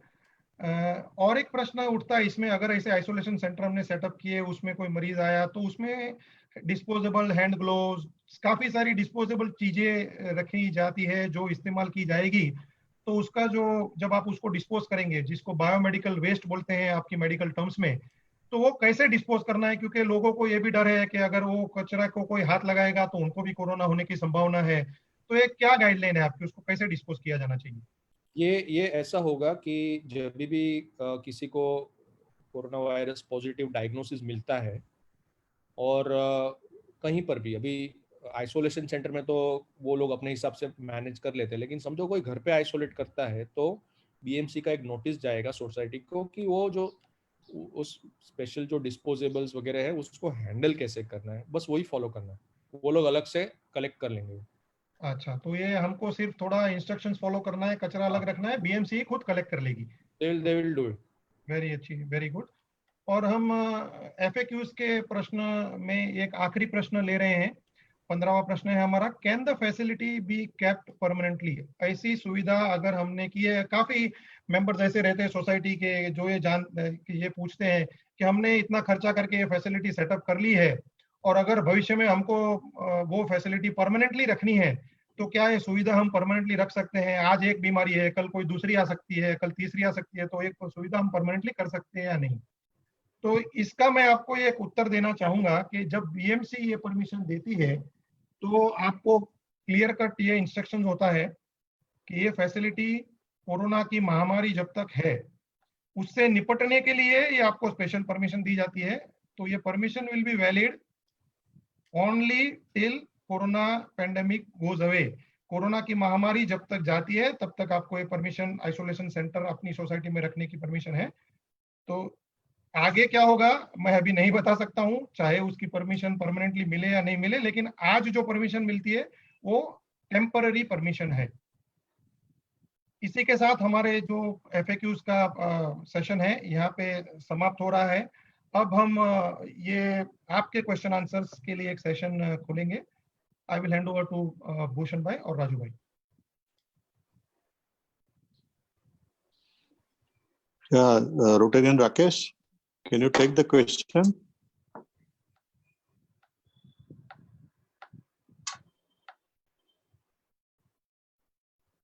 Rakesh Shah. Yes, good morning, everybody. First question is from Rotarian Bharat Shah. How are the chances of recurring COVID to person who has become victim earlier? Sir ji, इसका उत्तर तो हम जरूर दे सकते हैं, लेकिन आज का सेमिनार जो है वो आइसोलेशन सेंटर कैसे बनाना और उसमें किसको रखा जाए उसके तक ये सीमित है। तो ये टेक्निकल क्वेश्चन है, कोई भी डॉक्टर को वो खुद अलग से पूछ सकते हैं। इसका मुझे नहीं लगता है ये सेमिनार से कोई रिलेशन है। हालांकि very briefly I will tell doctor Kalpesh Jain कि इसका उत्तर दे, लेकिन आगे आप ऐसे ही प्रश्न लीजिए जो सेटअप कैसे करना है और क्यों करना है उसके बारे में हो। कल्पेश जी, आप एक शॉर्ट में इस प्रश्न का उत्तर दे देंगे? अगर आपका सैचुरेशन 92 तक है, नथिंग टू वरी अबाउट। और एक बार कोरोना हो गया और आपको लगता है कि वापस कोरोना आएगा, चांसेस आर वेरी लेस, आपकी बॉडी के अंदर में इतनी एंटीबॉडी बन जाती है तो almost you are safe. Thank you very much. Second question is from Bakul. If we do not have any separate facility but have one flat which is available, isolate such infected person, is it safe for the adjoining flat owner if such mild symptomatic patients are shifted there? इसका उत्तर already doctor Malay Dave दे चुके हैं। ये common प्रश्न था कि is it safe for members. तो हालांकि जब ये प्रश्न आया तो आपको ये भी ध्यान में रखना है कि कोई भी सोसाइटी में कोई सेपरेट पूरा फ्लोर आइसोलेशन सेंटर बनाने के लिए उपलब्ध नहीं होता है। वो कोई एक फ्लैट या एक जिम्नेशियम या उसी फैसिलिटी में होता है। तो जैसे डॉक्टर मलय दवे ने पहले उसका उत्तर दिया कि इट इज एब्सोल्युटली सेफ, और डॉक्टर जैन ने भी शायद ये बताया है कि इट इज एब्सोल्युटली सेफ, क्योंकि इसमें आई रिपीट अगेन, ये कोई हॉस्पिटल या नर्सिंग होम सेटअप नहीं कर रहे हैं। इसमें कोई हाईली सिम्टोमेटिक या हॉस्पिटलाइजेशन केस वाले कोई पेशेंट्स को आप रखने वाले नहीं है। ये ऐसे ही पेशेंट हैं जो नॉर्मल तौर पे जिसको होम आइसोलेशन की सलाह दी जाती है, जो अदरवाइज ऐसे आपके सोसाइटी में आइसोलेशन सेंटर में नहीं रहेंगे तो खुद के घर में खुद के बेडरूम में रहेंगे। तो जब आपके बाजू वाले फ्लैट में अगर किसी मेंबर को है वो रहता है तो उस समय आपको जितने प्रिकॉशन लेने चाहिए उतने ही प्रिकॉशन आपको सोसाइटी में आइसोलेशन सेंटर में जब कोई पेशेंट तो लेने चाहिए। One more question by Rotarian Bharat Dhruv. Each society has to call AGM. Who is authorized in society to admit? When and who decides the patient is recovered or not and to discharge? ये थोड़ा society के मुद्दे के बारे में technical प्रश्न है। हर एक सोसाइटी में मेंबर्स की कुछ यूनिटी होती है, कुछ प्रोटोकॉल्स होते हैं, और हम सब सोसाइटी मेंबर्स एक स्टैंडर्ड बायलॉज के साथ सेट के साथ गवर्नड है।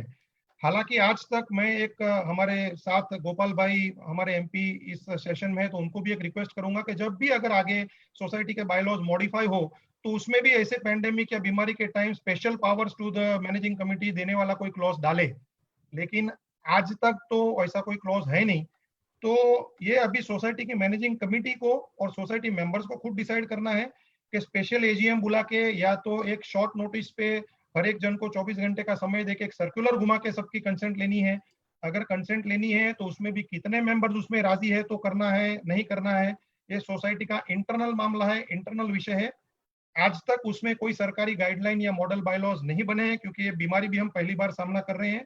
हो सकता है आगे चल के बायलॉज में मॉडिफिकेशन आवे, वैसे पावर्स आए मैनेजिंग कमेटी को, लेकिन मैं या कोई भी डॉक्टर ये प्रश्न का ऐसा उत्तर नहीं दे सकते हैं कि हाँ आप जरूर बिना किसी को पूछे कर सकते हो, और ये भी नहीं कह सकते हैं कि आप बिना पूछे नहीं कर सकते हो। ये आपका इंटरनल मैटर है सोसाइटी का। आप मैनेजिंग कमेटी आपकी सोसाइटी की खुद डिसाइड कीजिए whether you want to approach every member. हमने हमारी सोसाइटी में जब पहली बार ऐसा आइसोलेशन सेंटर किया तो क्योंकि हमारे पास कोई पहले किसी ने ऐसा किया वो मालूम नहीं था, तो हमने एज अ मैनेजिंग कमेटी हर एक मेंबर की कंसेंट ली है। लेकिन इसका मतलब ये जरूरी नहीं है कि आपको भी सेम चीज फॉलो करना है। बट अगेन आई रिपीट, ये मामला प्योरली आपका इंटरनल सोसाइटी का मैटर है। Okay. One question: what is the minimum symptoms to approach for COVID testing to testing center? Can doctors tell 3 key points? Question: can doctor tell us key 3 points? Doctor Jain आप ये उत्तर देंगे? या patient को body एक होगा, patient को headache होगा, and first sign of corona is gastrointestinal disturbances, diarrhoea सबसे पहला होगा, दैट इज द अलार्मिंग। उसके अलावा भी बहुत सारी चीजें होगी, और लेकिन ये 3 चीज तो स्टार्टिंग में आएगी: डायरिया, गैस्ट्रोइंटेस्टाइनल डिस्टर्बेंसेस, बॉडी एक and headache. I am not saying about the joint pain. Joint pain entirely differentiate this condition.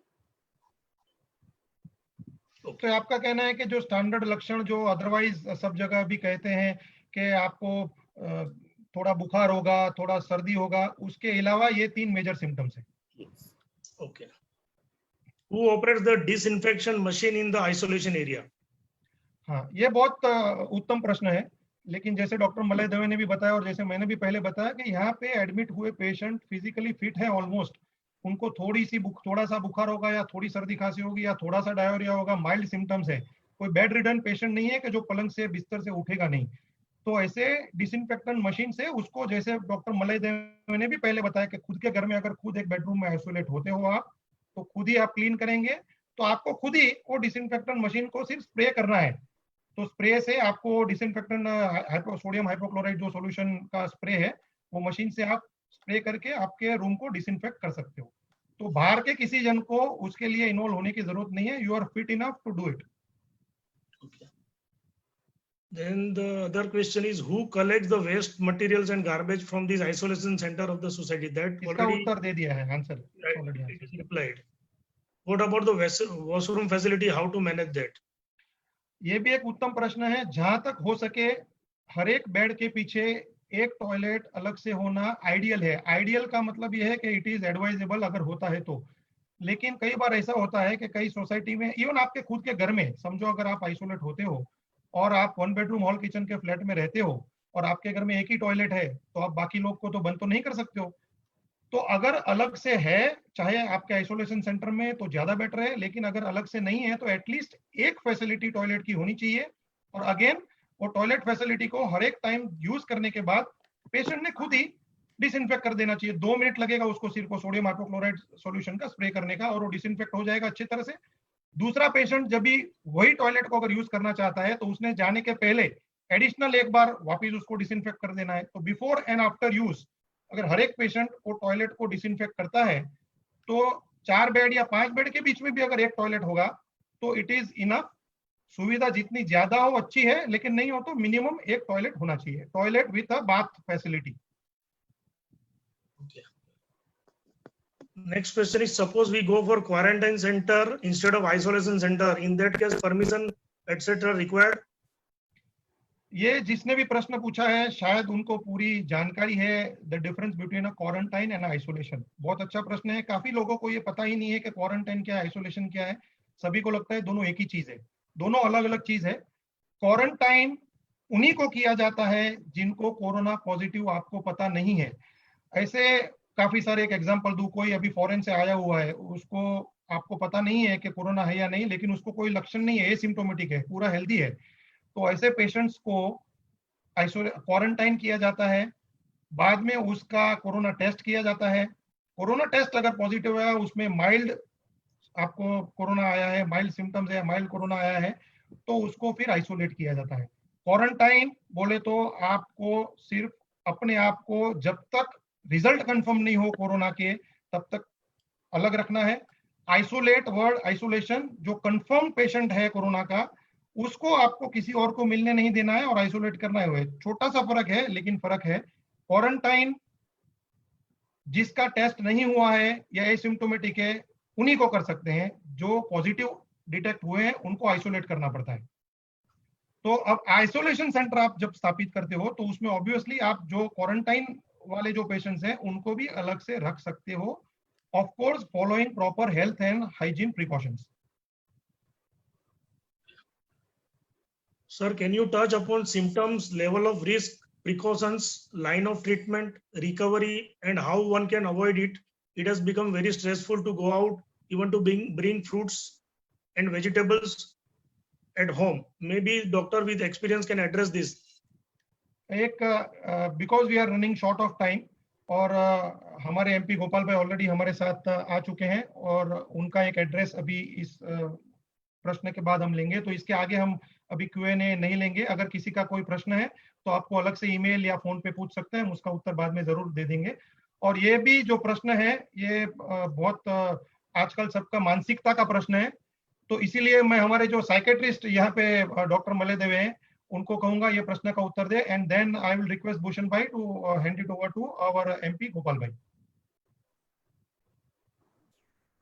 ये स्ट्रेस वगैरह तो सबको है, लेकिन जो भी एसेंशियल काम है हमें वो करने हैं। We should not stop, but at the same time जो भी बेसिक पर्सनल प्रिकॉशंस है, डिस्टेंसिंग है, मास्क है, ठीक है,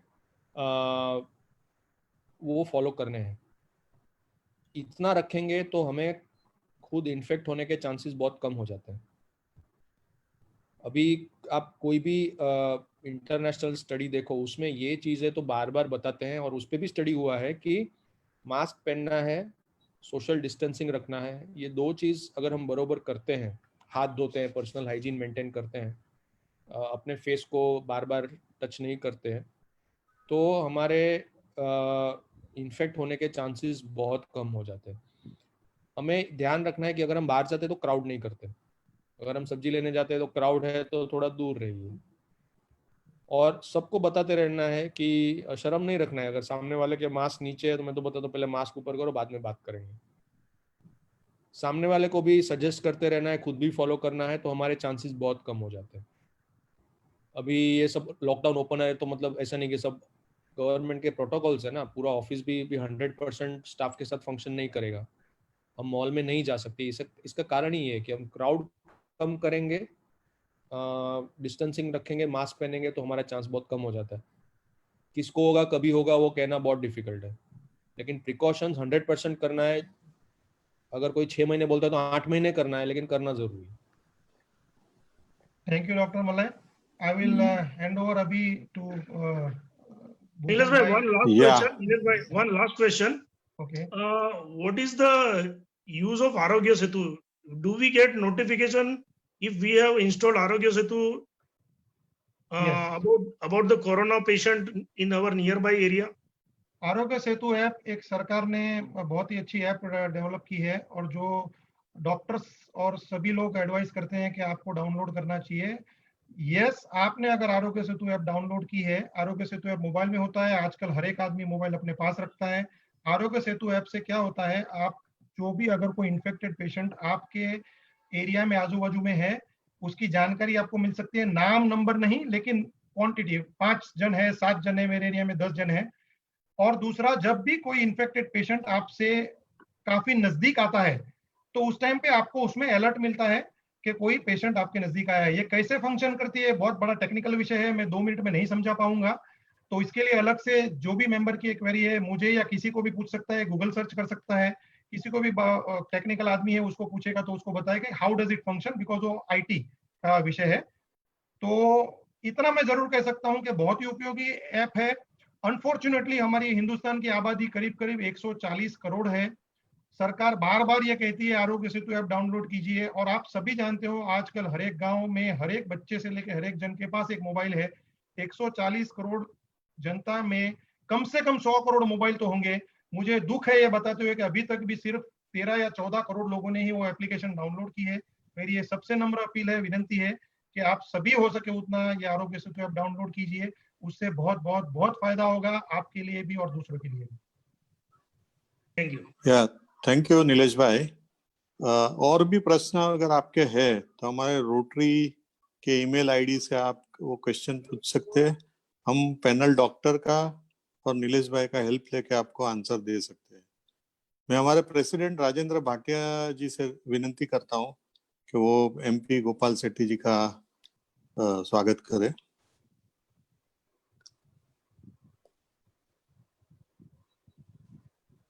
बहुत बहुत धन्यवाद all the panellist for such a wonderful session, and we are so, हम लोग बहुत बहुत प्रिविलेज्ड है।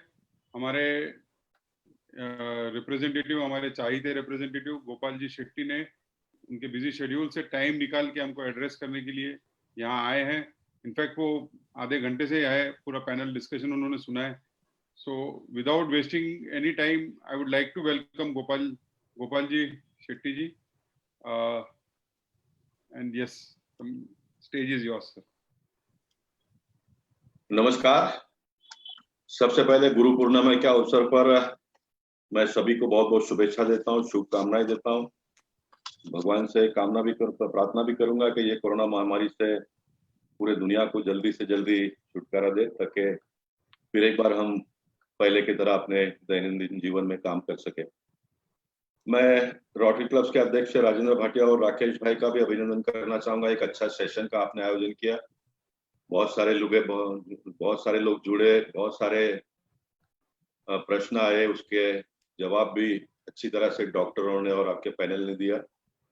इस तरह के इंटरेक्शन सेशन से लोगों को बहुत सारी जानकारी होती है, और मैं चाहूंगा कि इस प्रकार के सेशन बार बार लोग आयोजित करें। वैसे भी इन दिनों में सभी के पास बाकी कुछ ना हो तो समय तो कम से कम है ही, और उस समय का हमने पूरा उपयोग समाज हित के लिए करना चाहिए, ऐसा मेरा भी मत है और आप सब लोग का भी है, इसलिए आप ये सब कर रहे हो। मैं नीलेश वैस को अभिनंदन और उनका धन्यवाद अदा इसलिए करना चाहूंगा कि नीलेश पहला व्यक्ति है जिसने मेरे अपील को रिस्पांस देते हुए एक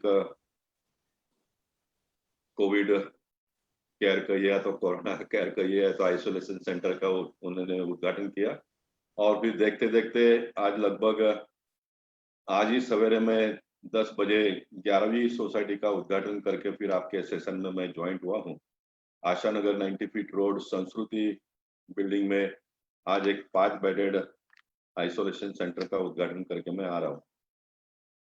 मैं मानता हूं कि बहुत सारे पैनलिस्ट और डॉक्टर्स आज इस कार्यक्रम में जुड़े हैं, तो बहुत सारे सवालों का जवाब तो मिल ही गया है, मेरे लिए कुछ बचा नहीं है। लेकिन फिर भी, और मैं ये भी कहना चाहूंगा कि मैं आधा घंटे से जुड़ा हूं तो कुछ अच्छी बातें मुझे भी सीखने और समझने के लिए मिला है, ताकि मैं जहाँ कहीं भी जाता हूँ तो उसका मैं उपयोग कर पाऊंगा। मैं कुछ मोटी बातें आपको बताना चाहूंगा, कोरोना क्या है, कैसे आया है और मैं उसको कितना समझ पाया हूँ। ये जो झगड़ा है, war between the two nations या मल्टी नेशंस के बीच में चल रहा है, ये पहले दिन से ये बात आई थी। और जैसे जैसे हम लोग इसको जानने की कोशिश कर रहे हैं, और ये बात सही हो सकता है, ऐसा मन में एक बार नहीं तो अनेक बार आता है। मैंने इसका स्टडी जितना किया है, आई मे बी रॉन्ग ऑल्सो, मैं कोई चैलेंज नहीं करना चाहता हूँ किसी एक्सपर्ट के साथ में या तो किसी देश के साथ में, लेकिन जो मन में भाव आता है वो निश्चित मैं आपके सामने पेश करना चाहूंगा। ऐसा कहा जाता है कि चाइना ने इसको जन्म दिया और फिर पूरे दुनिया में पहुंचा है। ये बात को अगर हम सही मानते हैं तो मैं इसको इस तरह से देखता हूँ कि चाइना एक ऐसा देश है कि उस देश की कोई भी बात बहुत जल्दी बाहर जाती नहीं है, और सभी प्रकार की व्यवस्थाएं इंक्लूडिंग गूगल भी उनका एक अलग व्यवस्था है, तो वो बाहर जाने देते नहीं है। लेकिन आप सब लोगों ने देखा होगा कि पहले दिन से ही लॉकडाउन को किस तरह से सख्ती से उन्होंने बरता, ये हमको पहले दिन से ही देखने के लिए मिला है। क्योंकि कुछ बातें मैं देखी तो ट्रेन में जो लोग थे उसको भी बाहर निकलने नहीं देते थे, और उनकी जो सिक्योरिटी फोर्सेस थी वो इतना सख्ती से उनके साथ में पेश आ रहे थे। अब 3-3.5 महीने का प्रवास के बाद में मुझे लगता है कि ये सचमुच में एक लोगों के मन में डर और भय का वातावरण निर्माण करने के लिए शायद किया होगा। I may be wrong also, again I will tell. और उससे पूरे दुनिया में एक डर का वातावरण निर्माण हुआ और सारे लोगों ने लॉकडाउन करना शुरू किया। हमारे देश के प्रधानमंत्री ने भी इस बात की अपील की और हमारे देश के सब राज्य के लोगों ने कम से कम इस काम में उनका सहयोग दिया, और आज हम एक अच्छे स्थिति पे पहुंचे हैं, ऐसा हम कह सकते हैं। अब देश के प्रधानमंत्री ने लॉकडाउन पूरे तरह से खोल दिया है, कुछ बचा है तो भी धीरे धीरे खोलने का प्रयास कर रहे हैं। अभी राज्य के लोगों में कंपटीशन चल रहा है। मुझे लगता है कि जब तक वो कौन सा भाग्यवान अंतिम व्यक्ति होगा जो सबसे लास्ट में पूरा लॉकडाउन खोलेगा, उसका हम इंतजार करेंगे। लेकिन मैं मानता हूं कि सरकार का काम करते हैं हमेशा। हम लोगों को भी कुछ करना चाहिए, कुछ निर्णय हम लोगों ने भी लेनी होती है और उसको लेना चाहिए। और मैं कम से कम अपने जीवन में निर्णय लेने में बहुत फास्ट रहा हूँ। मेरे मन में जो भी बात आती है वो जनहित की आती है, तो मैं उसको तुरंत इम्प्लीमेंट करने का प्रयास करता हूँ। और मैं हमेशा ये सोचता हूँ कि मेरे मन में बात आई है तो मुझे भगवान ने, परमात्मा ने ये आदेश दिया है कि ये आपको करना है, और मैं तुरंत करने का प्रयास करता हूँ। और जैसे ही ये 70 बेडेड पावन धाम में जो हमने, it is not a quarantine centre, it is not a isolation centre, it is a full fledge hospital I will say. हमारे पास सिर्फ वेंटिलेटर और आईसीयू की यूनिट नहीं है। पावन धाम में 65 पेशेंट एडमिट होते हैं। वी हैव 65 बेडेड ऑपरेटिंग, और 70 का स्टाफ है हमारे पास, डॉक्टर, नर्सेस और वार्ड बॉय, ये मिलकर 70 स्टाफ पेड वर्कर्स है। और उसके अलावा 2-5-10 मेरे पार्टी के और पावन धाम के लोग काम कर रहे हैं, वो अलग है। और इसके लिए हमको जो सक्सेस रेट इतना अच्छा मिला है, तो इतने बड़े पैमाने पे डॉक्टरों के टीम को लेकर हम काम कर रहे हैं, और मुझे खुशी होती है इस बात को आपके सामने रखते हुए। आज 225 से ज्यादा पेशेंट अच्छे होकर चले गए, और 65 ऑलरेडी एडमिटेड, वो आज एडमिट है। ये पावन धाम को चलाने के लिए हमको पर पेशेंट, आज हमने एवरेज निकाला तो 3,500 रुपये कम से कम खर्चा आता है। हम पेशेंट के पास से 1,000 रुपये ले रहे हैं। 1,000 रुपये हमारे पावन धाम के लोग और घाटकोपर के हमारे एमएलए पराग भाई शाह जो पावन धाम से जुड़े हैं, वो मैचिंग ग्रांट देते हैं और निर्माया फाउंडेशन के माध्यम से डोनेशन जमा करके इसको चलाने का प्रयास हम लोगों ने किया। और मेरा एक स्वभाव है कि मैं जमा क्या होता है, खर्चा क्या होता है, बाद में देखता हूँ। मेरे खिस्से में क्या है, मेरे शक्ति क्या है, उसको लेकर मैं काम में प्रारंभ कर देता हूँ। मैं जो भी नगर जन सुन रहे हैं उनको भी धन्यवाद इसलिए भी देना चाहूंगा कि मेरे 20 साल के पहले के एक प्रयास को आप सब लोगों ने साथ दिया। मैंने 5,000 रुपया पति पत्नी और 2 बच्चों का मेंबरशिप स्टार्ट किया था पोईसर जिमखाना में। फिर मेंबर मिले नहीं, 150 मिले। फिर मैंने 10,000 रुपये किया तो थोड़े लोग बढ़ गए। फिर हमने 15,000 किया तो और लोग बढ़ने लग गए। एक गुजराती भाई ने मुझे बताया था कि साहब आप इसका रेट बढ़ाओगे तो उतना मेंबर आपको ज्यादा मिलेंगे। और मैंने 25,000 रुपया किया तो फिर मेंबरों की लाइन लग गई। और उन दिनों में मैं एक 8-9 करोड़ रुपया जमा हुआ था और उसमें से 12-11 एकड़ का पोईसर जिमखाना डेवलप करके बाकी के सारे पैसे हमने बैंक में रखे थे। ये पोईसर जिमखाना को भी चलाने के लिए अनपेड पार्टी के कार्यकर्ता बहुत साथ और सहयोग देते हैं, इसलिए चल रहा है। और वो पैसा बढ़ते बढ़ते बढ़ते 20 करोड़ प्लस हो गया, आप सबकी जानकारी के लिए। और ये इसलिए इतनी अच्छी तरह से चला कि मैं पॉलिटिकल प्राणी होते हुए भी मैंने कभी 1,000 रुपया भी होर्डिंग बैनर लगाने के लिए उसका उपयोग नहीं किया और इतना बड़ा पैसे का क्वांटम हुआ। और आज इन दिनों में तो हमने सारे लोगों का पैसा वापस भी दे दिया और फिर कुछ लोगों ने कहा कि हमको पैसा नहीं चाहिए, आप रखिए, कोई अच्छे काम में उपयोग उसको करिए। तो तुरंत हमने 70 लाख रुपया खर्चा करके सारे मशीनरीज और सारे बेड की नंबर A1 ग्रेड का बेड भी हमने वहां पर लगाया है। ये खर्चा करने का निर्णय तुरंत मैंने ले लिया और देखते देखते एक अच्छी सेंटर आज वेस्टर्न सबब में ही नहीं तो पूरे मुंबई शहर में आज 1 नंबर का ये सेंटर करके हम लोग इसको उपयोग में ला रहे हैं। मैं अभी डायरेक्ट आता हूँ क्वारंटाइन सेंटर, आइसोलेशन सेंटर जो 10-11 मैंने उद्घाटन किया और जैसे नीलेश भाई ने बताया बहुत सारी बातों का क्लैरिफिकेशन आया है।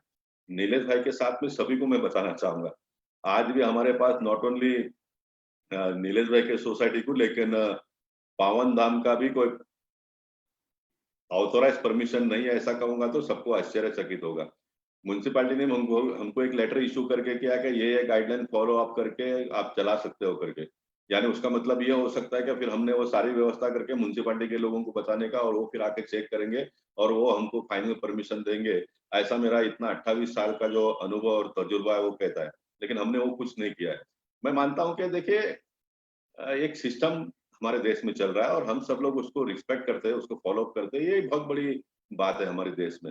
मैं कहता हूँ कि आज ये कॉर्पोरेशन के लोग कर रहे हैं, अब उन्होंने एक परमिशन में दिया कि इसका कमर्शियल एक्सप्लॉयटेशन नहीं होना चाहिए। तो अब हम क्या कर रहे हैं?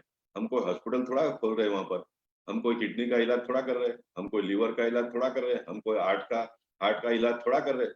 हम एक आइसोलेशन सेंटर वहां पर हमने शुरू किया है जो गवर्नमेंट, स्टेट, सेंट्रल गवर्नमेंट और महाराष्ट्र गवर्नमेंट के आदेश और उनके गाइडलाइन के मुताबिक हम वो कर रहे हैं।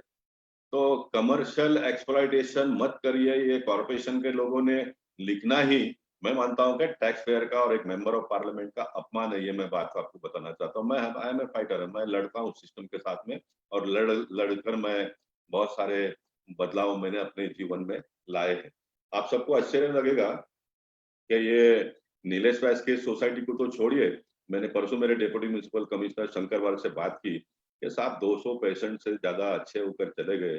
कॉर्पोरेशन नाम की जो एक व्यवस्था है उसको कभी ये भी लगा नहीं कि चलो हम पावन धाम के लोगों से मिले, हम member of parliament Gopal Shetty से मिले, पोईसर जिमखाना जिन्होंने इतना पैसा खर्चा करके सेंटर को खड़ा किया उनको मिले, ये आज तक नहीं हुआ है।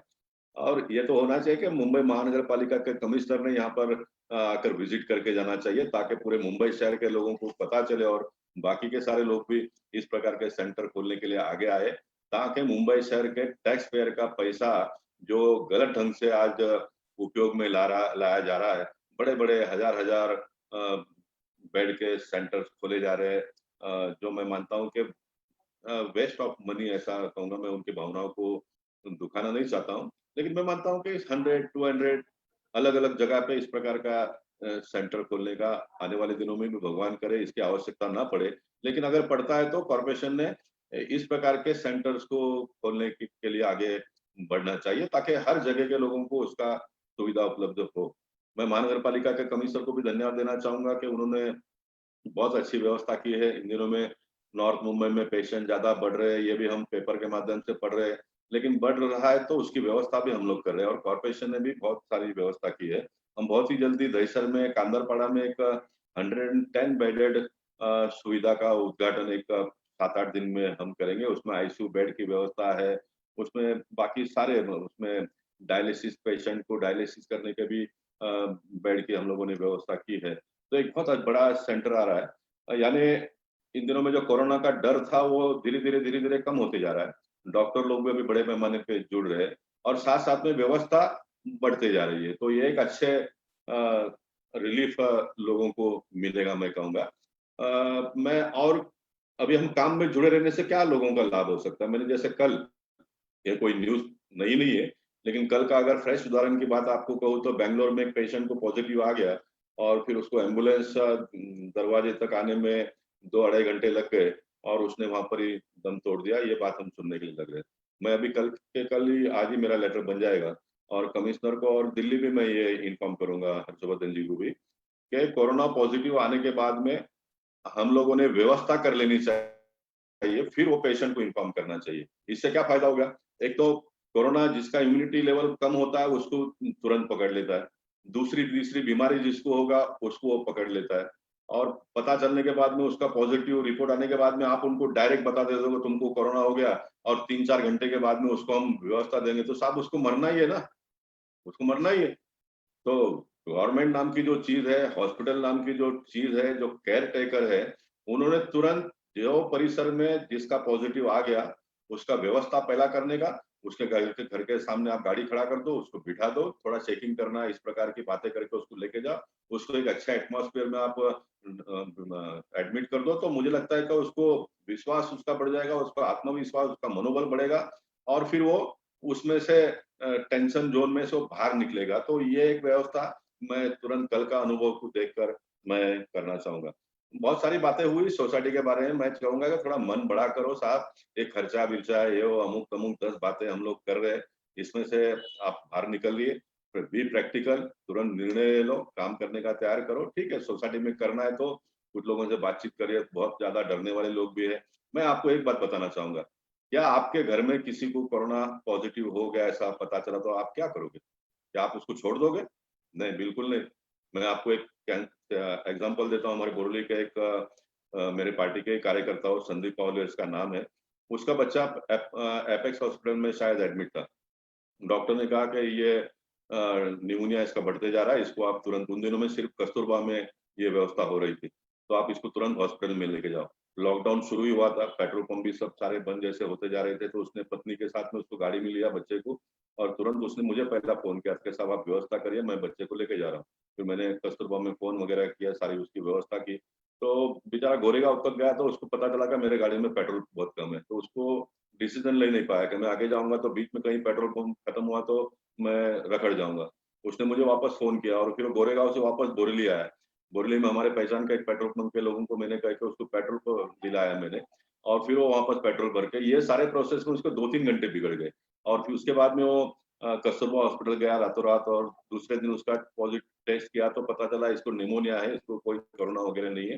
फिर वो वापस बोरेली के हॉस्पिटल में आकर एडमिट हुआ और फिर आज अच्छा होकर घर पे चला गया है। यानी इस प्रकार की स्थिति, मैं ये बात आपको ये कह रहा हूँ कि वो स्वयं माँ बाप और वो बच्चे को लेकर 4-5 घंटे का सफर उन्होंने साथ में किया, एक पैक गाड़ी में किया। तो जैसे हम हमारे घर के लोगों को छोड़ नहीं सकते हैं, तो एक स्टेप तो सब आगे बढ़िए ना। क्यों आप सोसाइटी के लोगों के बारे में इतना भेदभाव करते हो? अभी तो थोड़ा डर भी कम होते गया, पहले का कोरोना का एटमॉस्फेयर और आज के एटमॉस्फेयर में बहुत फर्क आ गया। देखिए, भारत वो देश है, हम लोगों ने छुआछूत को खत्म किया, हम लोगों ने टीबी को खत्म किया, हम लोगों ने HIV पॉजिटिव को खत्म किया, उसमें से हम बाहर निकले, हम लोगों ने लेप्रेसी खत्म की साहब, हमने पोलियो को खत्म किया है। और मैं इस बात का आपको दावा के साथ में कहना चाहता हूँ कि हम कोरोना महामारी पर भी सक्सेसफुली बाहर निकलेंगे और कोरोना अगर है तो एक समय ऐसा आ जाएगा, मैं भगवान से प्रार्थना करूंगा कि हम इस तरह के स्थिति में आए कि हम उसको गले मिले। अगर आपको कोरोना है तो हम उसको गले मिले। डॉक्टर लोग बैठे हैं, मुझे करेक्ट करेंगे। आप एक पेशेंट के साथ में अगर बहुत ज्यादा समय बिताते हो तो फिर उसका इन्फेक्शन आप तक पहुंच सकेगा, ऐसा मैंने लगभग स्टडी किया है।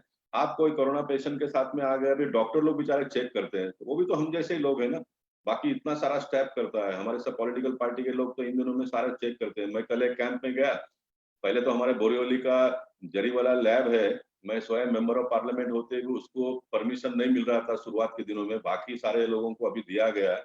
तो लैब में टेस्टिंग का उसको परमिशन नहीं दिया जा रहा था। मैं कल देख के आश्चर्यचकित हो गया, कॉर्पोरेशन के लोग रास्ते पर बैठकर बारिश में मेरे सामने एक पेशेंट को नली डालकर उसको चेक किया। साहब इतने तक हम आ गए। तो ये जो डर का वातावरण है, इसमें से हमको बाहर निकलना पड़ेगा। अब कॉर्पोरेशन भी बहुत ज्यादा काम करने लग गई है। परसों अब ये कॉर्पोरेशन के हॉस्पिटल और प्राइवेट लैब का एक बिटवीन द लाइन डाउट भी हो रहा है कि भाई प्राइवेट में आप करते हो तो बहुत पॉजिटिव आते हैं और कॉर्पोरेशन में करते हो तो बहुत कम पॉजिटिव आते हैं। हमारे कॉर्पोरेशन के डेप्यूटी म्युनिसिपल कमिश्नर शंकरवार जी ने परसों साइन हॉस्पिटल के स्टाफ को लेकर नॉर्थ मुंबई में 280 पेशेंट का antigen test, rapid antigen test किया। तो उसमें से 280 में से सिर्फ 11 लोगों को पॉजिटिव निकला, यानी सिर्फ 4% का रेट आया है, ओनली 4%, यानी 280 में से 11 लोगों को आ गया। अब जब तक ये टेस्ट हम लोगों ने नहीं किया तो ये 280 के 80 पॉजिटिव के रेंज में थे और एक बहुत बड़ा फिगर बनकर बाहर आ रहा है। इंडिया में ये हो रहा है, इंडिया में हो रहा है, महाराष्ट्र में ये हो रहा है, मुंबई में हो रहा है। नहीं हो रहा है इस बार ये मैं नहीं कहना चाहता हूँ, हो रहा है। और कोरोना एक बहुत डेंजर बीमारी है, ये भी मैं कहना चाहूंगा। लेकिन वो डेंजर कब हो सकती है, आप पहले दिन से ही उसका अगर ख्याल नहीं कर सकते हैं, जैसे डॉक्टर ने बताया, तो ये कोरोना से आइसोलेशन और उसमें से फिर कोविड और फिर आप एकदम डेंजर जोन में चले जाते हो। ये उसकी वास्तविकता है। अगर आप पहले दिन से इसके बारे में ख्याल करते हो, डॉक्टर की सलाह लेते हो, दवाई लेते हो, तो कोरोना इज क्यूरेबल। जो लोगों को, मेरे पास 2.5 महीने का पूरा कॉर्पोरेशन का रिपोर्ट है, क्योंकि मैं कॉर्पोरेशन में नगर सेवक से एमपी तक काम किया, तो कुछ पहचान भी है, कुछ डिंग डांग हमेशा करते रहता हूँ, तो थोड़ा ऑफिसरों का डर भी है, तो मेरे पास रोज रिपोर्ट आता है। 10 में से 8 पेशेंट जिनको दूसरी तीसरी बीमारी थी उनकी मृत्यु हो गई। अबाउ 60 के लोगों की मृत्यु हो गई। 40 और उसके 50 के आसपास के 10 में से 2 पेशेंट लोगों की मृत्यु हो गई है, ये रिपोर्ट कार्ड कहता है। इसलिए समय पर हमने उसका ख्याल करना चाहिए। जो लोगों को बीमारी है उसने बहुत केयर लेना चाहिए। उसको अगर कुछ होता है तो उसने तुरंत डॉक्टरों के कांटेक्ट में आकर दवाई लेनी चाहिए। ये सारा करना चाहिए। और मैं डॉक्टरों का और मेडिकल साइंस का अभिनंदन इसलिए भी करना चाहूंगा क्योंकि अभी हम हर घर में एक डॉक्टर हो गया है। वो ब्लड प्रेशर चेक करता है, वो ऑक्सीजन लेवल चेक करता है, यानी हमारे घर में ही पता चल सकता है कि भाई आपकी बॉडी की हालत क्या है करके। इसलिए बहुत सारा सुधारा हो गया है। इसलिए बहुत ज्यादा डरने की भी आवश्यकता नहीं है, लेकिन केयरलेस भी होना नहीं चाहिए, ये मैं कहना चाहूंगा। और उत्तर मुंबई में, नॉर्थ मुंबई में हम बहुत सारा व्यवस्था आने वाले दिनों में कर रहे हैं। 2-3 बातों का और क्लैरिफिकेशन करना चाहूंगा। एक भी आज भी कॉर्पोरेशन के कमिश्नर ने हमको रेफ्यूजी एरिया में आइसोलेशन सेंटर खोलने के लिए परमिशन दी नहीं है। मैं चाहूंगा कि एक बंदा, एक सोसाइटी कोई भी इस तरह से हिम्मत करके आगे आ जाए। मैं नीलेश वैस से भी कहना चाहूंगा कि हम शुरू कर दें वहां पर। मैं अथॉरिटी, मैं मेंबर ऑफ पार्लियामेंट हूँ, मैं रूलिंग पार्टी का एमपी हूँ। साहब किसी ने तो आगे आकर पहल करना पड़ता है कभी कभी कोई काम में। अगर आपके रेफ्यूजी एरिया में, मैं नीलेश वैस के सोसाइटी में गया, रेफ्यूजी एरिया है, उसका जो अभी सेंटर खोला उससे अच्छा वहाँ का वातावरण है। इतना सारा बाहर का दृश्य वहां पर दिखाई देता है और इतना अच्छा है, 24 फीट की हाइट है और उसमें टॉयलेट बाथरूम की भी व्यवस्था है। अगर टॉयलेट बाथरूम की व्यवस्था है तो मैं मानता हूं कि वहां पर करना चाहिए। कौन ये कमिश्नर है? हम आपका रिस्पेक्ट करते हैं साहब, लेकिन आप हमारे आवाज को पहचानते हैं तो हम आपका सम्मान आवश्यकता से ज्यादा करेंगे। लेकिन आप हमको सब कायदे कानून की बात करते हैं। अब ये हमारे IAS ऑफिसर कहते हैं कि अमेरिका में भी रिफ्यूजी एरिया यूज नहीं किया। क्यों आप अमेरिका के ऊपर डिपेंड हो? क्यों भारत में से एक ऐसा नॉर्म आप डिसाइड नहीं करते हो कि इंडिया में कोरोना हुआ था तो लोगों ने रिफ्यूजी एरिया की यूज किया और उसका बड़ा लाभ हुआ? ये मैसेज हम अमेरिका के लोगों को क्यों नहीं दे सकते? What is refugee area? Refugee area, अगर आपके बिल्डिंग में आग लगी तो आपके जान माल की रक्षा करने के लिए सारे लोगों ने वहां पर आना, फिर फायर ब्रिगेड के लोग आकर आपको नीचे उतारेंगे। उसका मोटा एक गाइडलाइन और उपयोग में लाने का काम के लिए ये किया है। तो मैं मानता हूं कि कोरोना से बड़ा महामारी है और अभी कौन से आग लगने वाली है साहब? तो why the people should not use that refugee area? क्यों कमिश्नर ने तुरंत 1 मिनट में निर्णय करना नहीं चाहिए? आप जहां कर पानी भर जाता है वहां पर हजार हजार बेड का कोरोना आइसोलेशन सेंटर का आपने उद्घाटन किया, करोड़ों रुपया लोगों का टैक्स पेयर के पैसे आप लोगों ने पानी में डाल दिए। दहीसर का सेंटर का तो आप पेपर में पढ़ते हो, मैं बहुत उसके बारे में बात नहीं करना चाहूंगा। कोई डॉक्टर को भी आपने दिया होगा तो अच्छी बात होती थी, आपने तो एक ऐसे व्यक्ति को दिया जिसको इसके बारे में कोई नॉलेज ही नहीं है, ऐसे व्यक्ति को आपने दे दिया।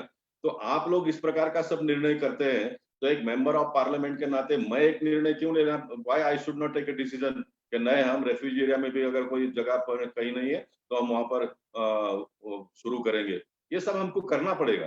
तो ये सारे बैठे हुए लोग हैं ना सिस्टम में, इनके दिमाग ठिकाने पे आएंगे और ये सही समय पर सही निर्णय लेंगे। तो मैं लोगों को ये कहना चाहूंगा। मैं अंतिम बात एक और आपको कहता हूँ, मैं सिर्फ कहता नहीं, मैं करता हूँ।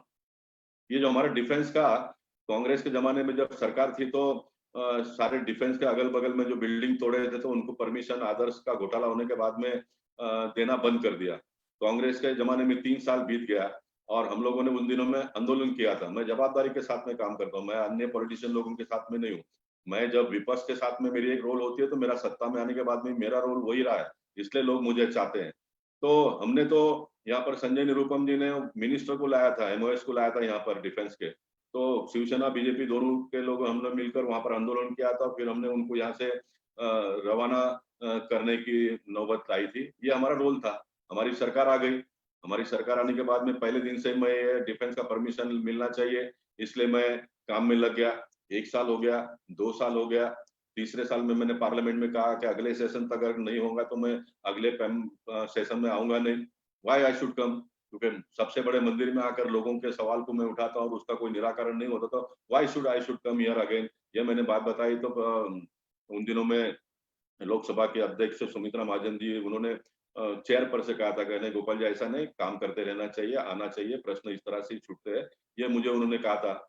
और मैं पर्रिकर जी को आज याद करना चाहूंगा, उन्होंने तुरंत उसका संज्ञान लेते हुए फिर उन्होंने परमिशन दे दी। मैंने उसके बीच में क्या किया, मैंने बिल्डरों को कहा कि ये जो बंद किया है ये फेक है, ये गलत है, कोई नियम में बैठता नहीं है, आप लोग बिल्डिंग का काम शुरू करिए करके। 2-3 लोगों ने मेरे हाथ से नारियल फोड़ के जो बंद पड़ा था काम नारियल फुड़वा लिया, लेकिन बाद में वो डरे और उन्होंने किसी ने भी शुरू नहीं किया।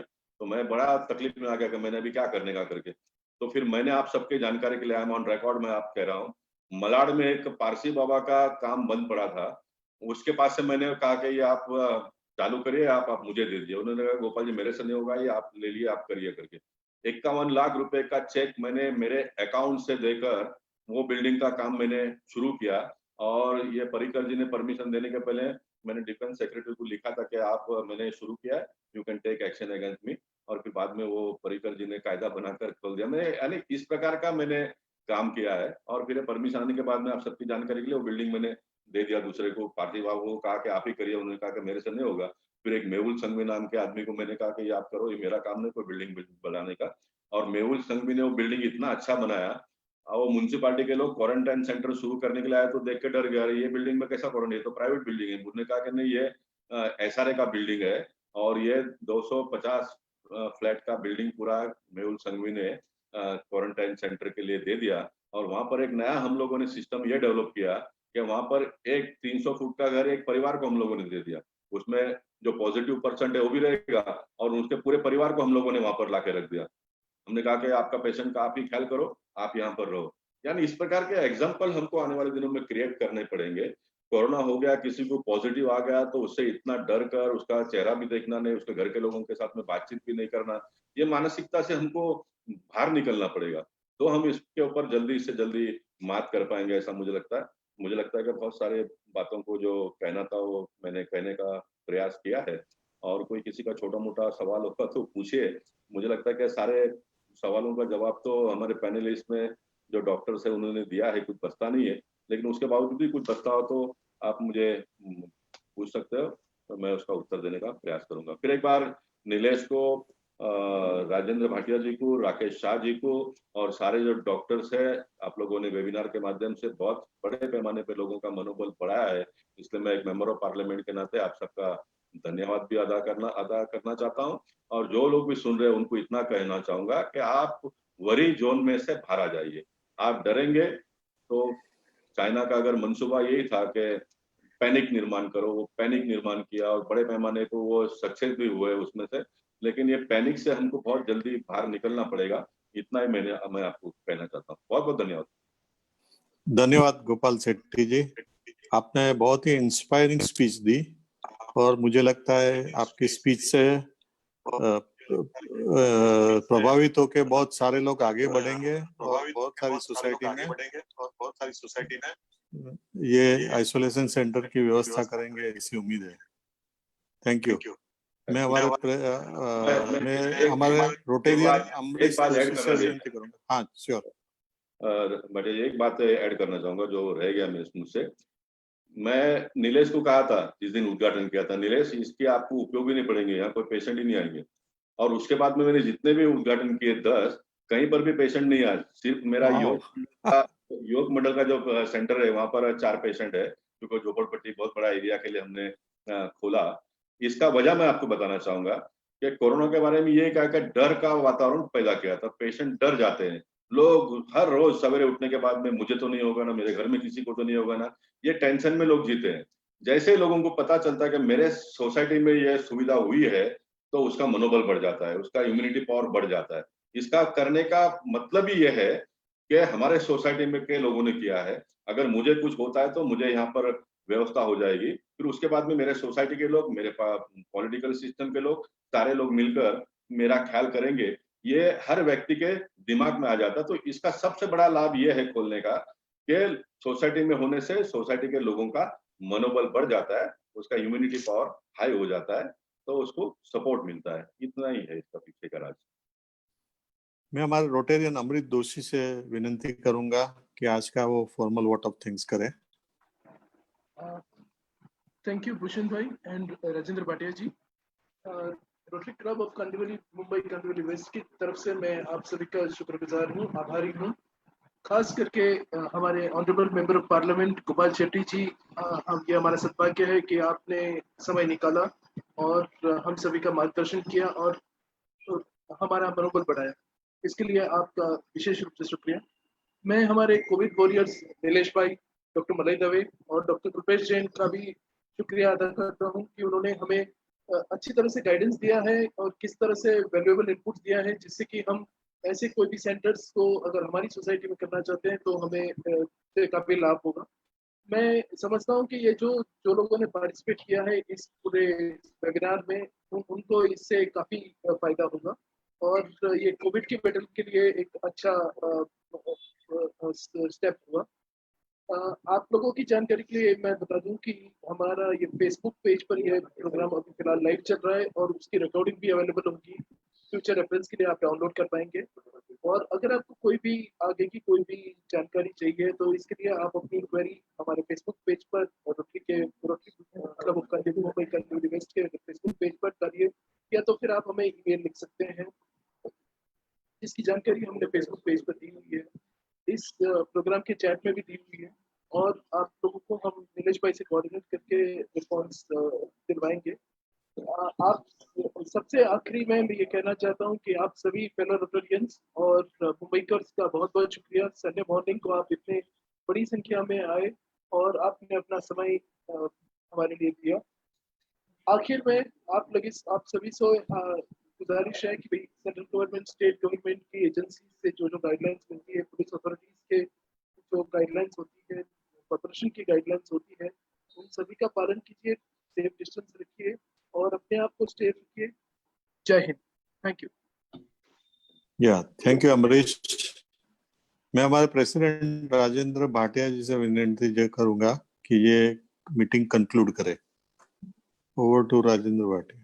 थैंक यू भूषण भाई, वेरी बहुत बहुत धन्यवाद गोपाल शेट्टी जी, आपने अपना कीमती समय दिया और लोगों को गाइड किया, बहुत अच्छी तरह से गाइड किया और लोगों का मनोबल डेफिनेटली बहुत बड़ा होगा, क्योंकि आप जैसे लोगों के अगर इतना साथ मिल जाए तो लोगों को बहुत कुछ ये होता है। और इनफैक्ट इम्यूनिटी के ऊपर जो आपने बात किया, माइंडसेट और immunity, that is very much linked. मैं और डॉक्टर कल्पेश जी जैन, डॉक्टर मलय दवे जी और खासकर नीलेश भाई जिन्होंने ये पूरी व्यवस्था की है, उनका सबका बहुत बहुत धन्यवाद देना चाहूंगा। Thank you all for valuable time. Hope all the participants have got some value out of this session. Thank you.